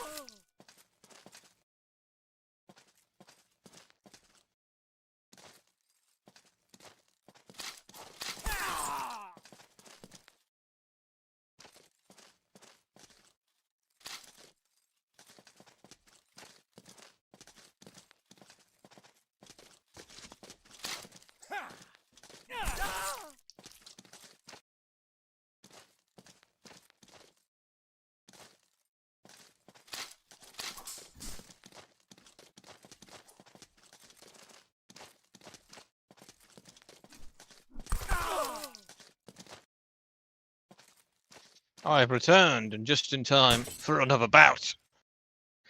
Subutai here, I think on the left. I think my controller Oh, disconnected. That's my bad, Nullified. It Can't be good. pauses when that happens sometimes. Well, isn't that fortunate? But we're back. Yeah, that was not intentional. I don't know what happened there.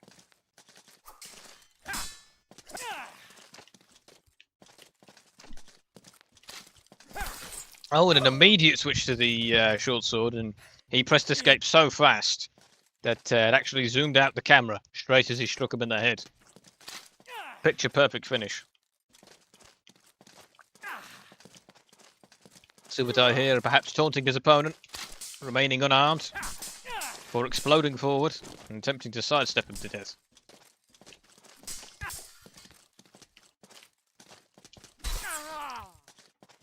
Winning the trade there. As always, high strikes beat low strikes. While he is no doubt a champion gamer, Nullified skills at 2-strike and being the champion clearly don't completely transfer to Hellish Quart. Let's try it. But that is not to be surprising. And a punch there, managing to get the job done with a short sword, though that victory was more on the punch than the short sword itself. Good punish there. Nice retreating cut, that's all you need sometimes.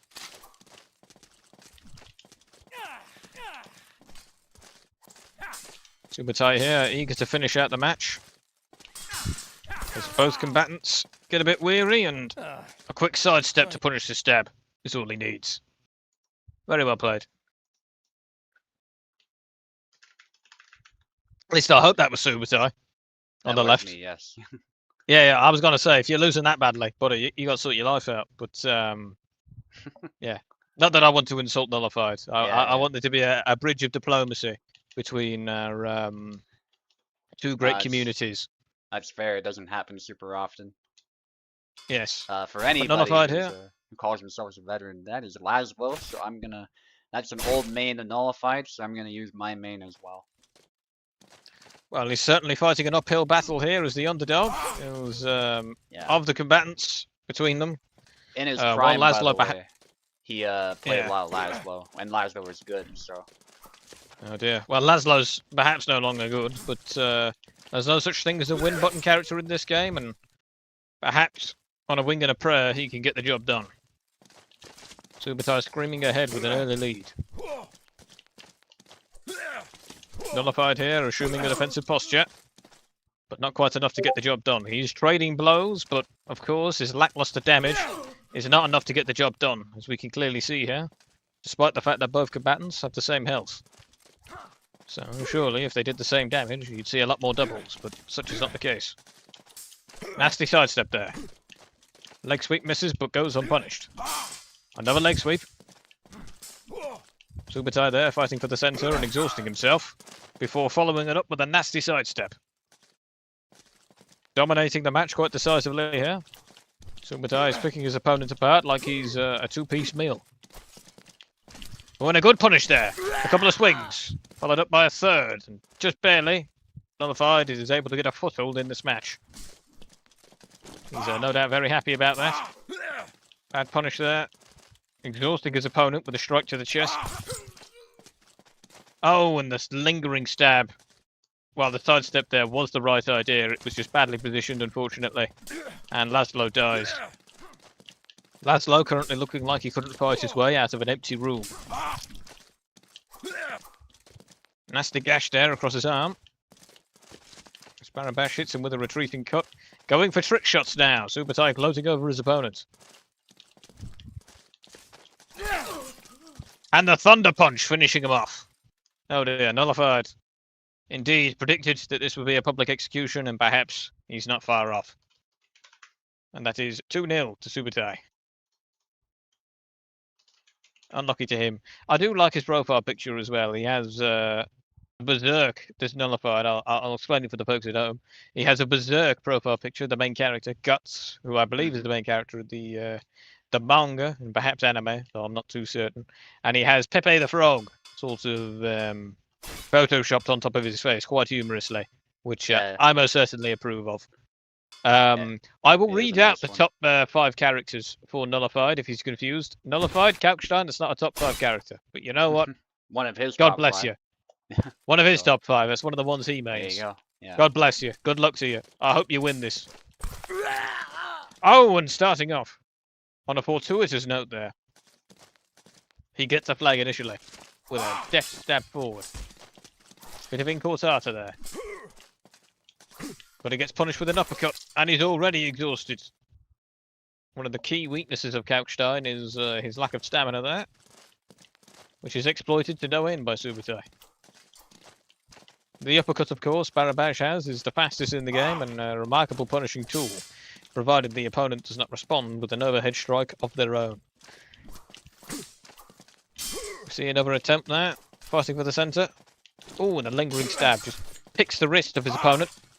The Thunder Punch, weaving through the guard, and the overhead chop finishes the bout.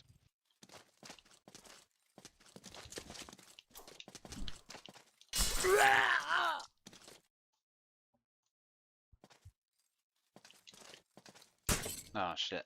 Sorry about that. I did alt tab and started typing. That's not my fault, is it? I don't think so. Maybe. Oh. Who knows? Regardless. Oh, and a That would nasty stab to the explain shoulder my there. input swap, but I do think it is my controller disconnecting. We'll see. It's fine. We shall see. It was Hopefully during a Subutai lull in the can- fighting, so I don't really care. Hopefully he can recover from this most telling of blows. Though I gotta say, Nullified's doing great work here with stabs that you very rarely see. Typically, Kalkstein, as we see from Grid Square and other players, does more combination-based attacks, but currently he's more than happy to simply single tempo his opponent with telling strikes. It's working out well for him, except right there where it didn't. Although, surprisingly, for the first time in this entire match, Nullified is in the league. And if anyone can get in the lead against SUBUTAI's Barabaj, then they must be a very good player indeed, as he is among the best in the server. So Nullified there, shaking off the rust, showing why he's top dog. Grab attempt there, I think, from SUBUTAI. Though it's hard to tell. No shortage of feints there. Nasty uppercut to the chest. But the retreating stab gets the job done. And already, could we be seeing a comeback? The Thunder Punch doesn't quite finish off the job. But the Thunder Punch comes out again, and it does finish the job. We've seen no shortage of the Thunder Punch this tourney, and I've been very happy to see it. I must say, I approve greatly.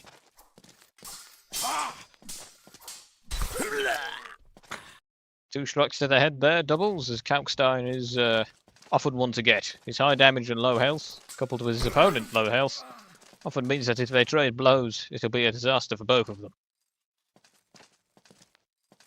Good punish on the run in there from SUBUTAI, assuming a more defensive posture now as he takes the centre.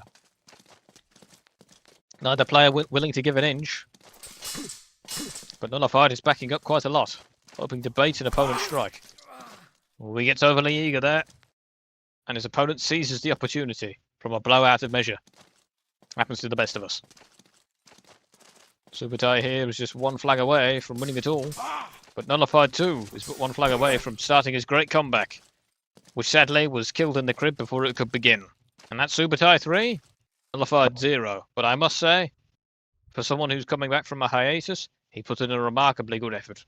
Well played to both characters, etc., etc. Yeah, good game, Nullified. Now, we will begin the work of looking through the results and figuring out who actually is a possible contender. And we'll go from there. I will look at the stats first of all and the people who participated. I do have a list of that, so that'll be pretty straightforward. And I have the results actually of all the fights previously, so I'll just have a look at that quickly and mark down who won and who lost and do a bit of math. It won't take long.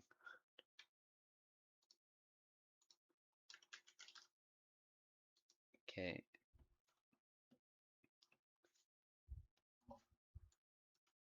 Okay. If it doesn't involve me, I think I might bow out. Yeah, Yeah. that's fine. Well, thank you very much for having me, and ladies and gentlemen, I've had a wonderful time, but I think I shall bid you all adieu. So long, everyone, and thank you for stopping by. Alright, see ya.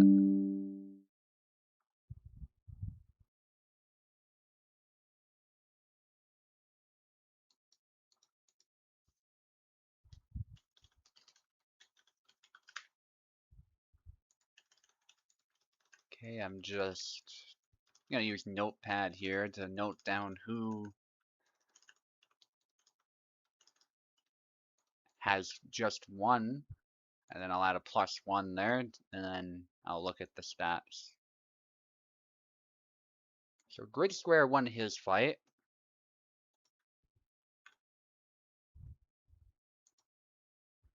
Captain Adler obviously won. Bobo will not likely get a chance, but he did win.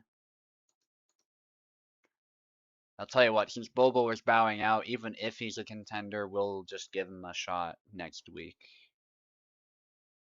Because I don't want to keep him any longer than he wants to be here.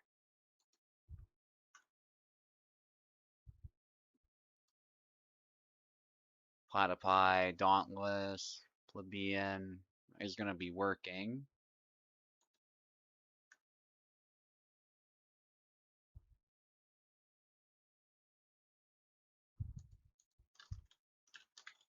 Add Dauntless to my list there. He was a later joiner, so I didn't put him on right away. And Pico is actually a winner, but he probably again won't be available.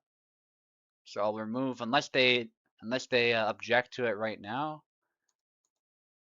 I'm just not gonna put them in the spinner if we need to put people in a spinner.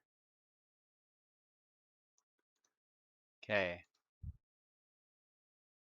So, a beer lost his streak. Radzig obviously lost his streak. Oak is currently at 2. Dauntless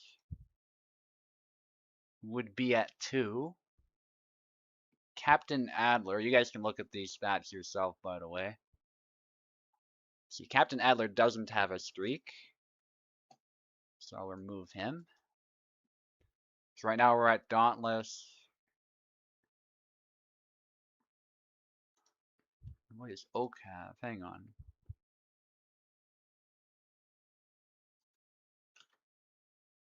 Oak would be at 2, yeah.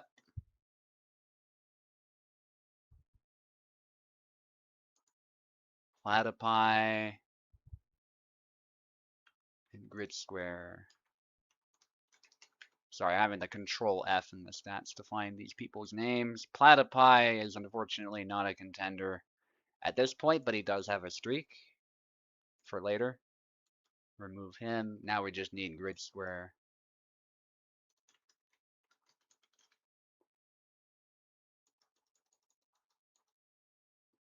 Who does not have a streak? Well, he does now, but it's 1, so it's not enough. It's only people of 2 win streaks who'll be in contention. So, believe it or not,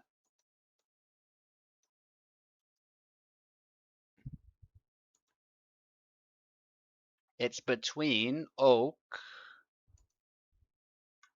Dauntless, and Bobo. I think we'll remove Bobo just because Bobo wanted to bow out. I won't force him to do another fight. So, I will ping the 2 who are contenders. In fact, I'm not going to do a spinner since it's 2 people. We're just going to flip a coin, I think is how we'll do it. I'll do this publicly, so I will disable my game capture for just a moment so you guys can see the Discord. I want to just make it so that it's there's no doubt as to what's happening. Nothing's rigged or anything like that. I can turn this off.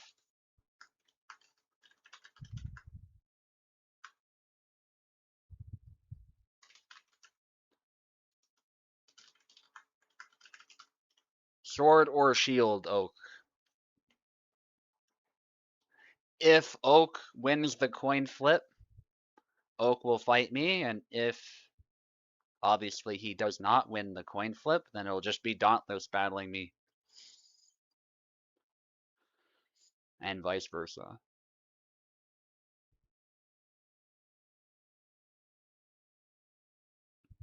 And I just realized with Nolly we didn't do the touch tips thing. I just totally forgot because it wasn't the main title fight, but that's okay. It wasn't like an official main title fight, so we can ignore that.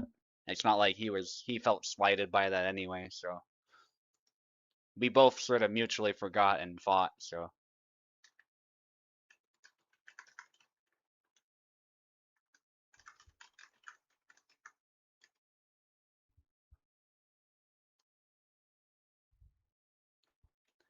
okay, that means Dauntless gets shield.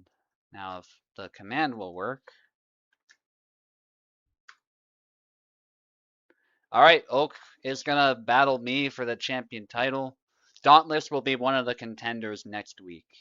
I think there's actually a few contenders, but a couple of them are disqualified because they're not available for whatever reason, so which is fine. Usually it's work and stuff like that, so that's not a problem. It just means they'll get a chance later. Alright, I'm taking the left. Oak will be on the right.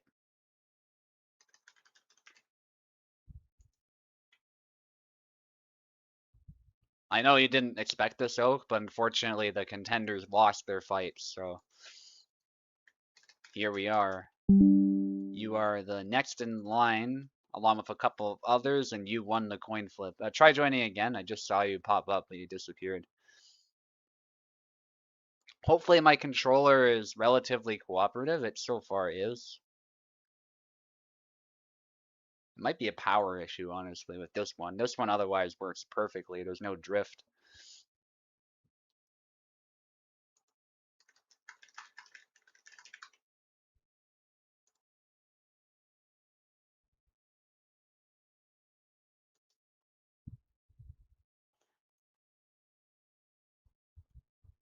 Yeah, so you're fighting me because you won the coin flip, if that makes sense. Okay, Oak is here. I'll turn game capture back on. Just because. It's not strictly necessary, it's just better than having the tab out constantly and it cluttering the stream. Much more professional. Alright. Now, just a warning, Oak, my controller might disconnect at random times. I hope it doesn't, but yeah, if there's a random pause, it's not intentional. It shouldn't happen often if it does, but for some reason I've been getting that issue lately. I think it's a power thing, but and the other controller has that I'm not usually using that I tried to use has drift, so I think. But anyway, we'll touch tips here. On the left is yours truly, the current USFC champion, looking to increase my streak and make a record in the USFC and defend my title. And on the right, we have Oak, one of the best players in the server, an old veteran and master saber fencer, especially with Yazik lately. He's been tearing shit up with Yazik, an absolute demon, and always a fun rival to fight with in tournaments. Anyway, fight clean, fight dirty. We can begin.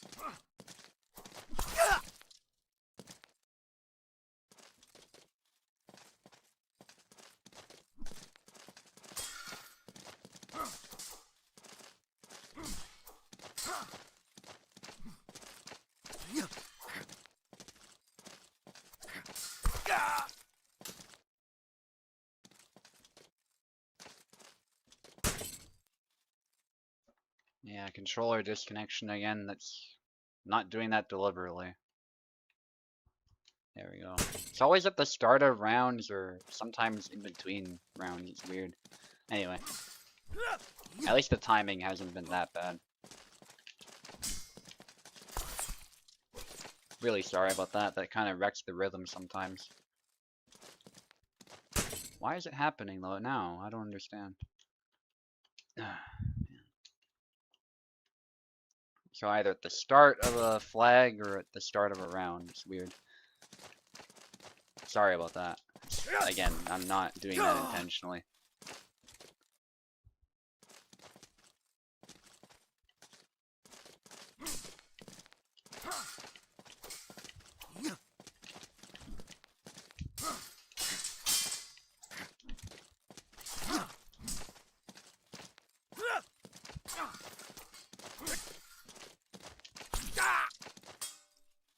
Lose stamina there, I think.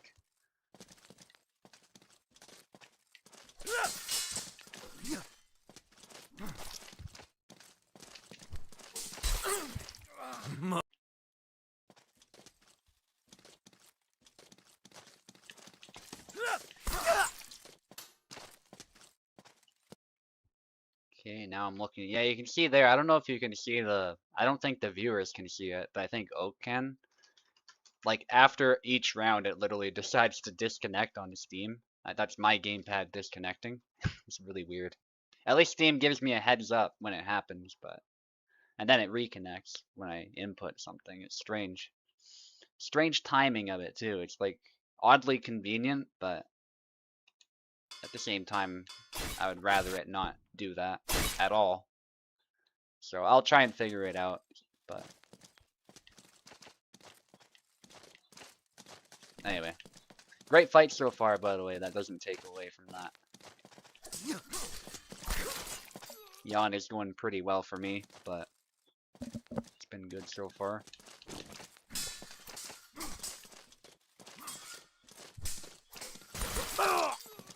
I will say he made it very hard for my Bara though. Like that's why I switched right away. It's like Bara's not going very well.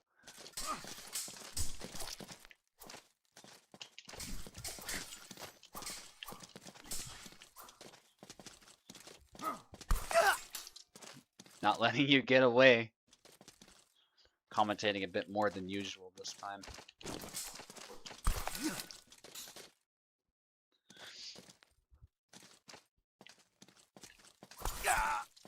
Ooh, moved to the side a bit and the chop landed.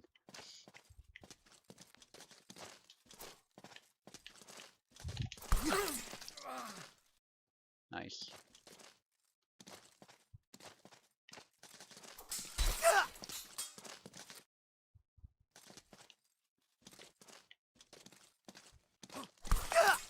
Oh, nice try.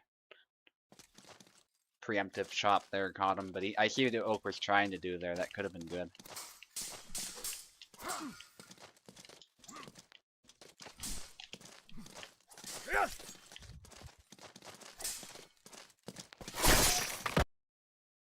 I'm surprised that worked. I think Oak was queuing a combo. Funny, I'm surprised it worked, but I did it anyway to keep the pressure on. And it paid off. That be how it goes sometimes.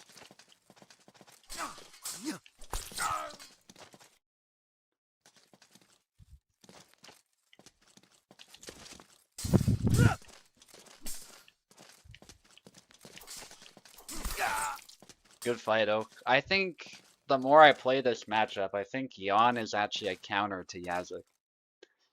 Bara is not, and I think it's because Bara doesn't have the versatility that Jan has, and Jan just has more range, more HP too, so if it gets messy, like Jan can sometimes eat a hit where Bara can't eat a hit, so I think that also does play a role. Whoops, I meant to say GG, my phone is... what the hell? Yeah, but good fight, Oak. Sorry about the weird pauses, at least they were happening at the beginning of rounds, or flags, and that was it, but really strange. I think it's actually a power issue. I think I need to sort that out, but anyway, good fights to everybody. It was a great event. Tons of close fights too. You really can't ask for better in the USFC. And I will see you guys next time.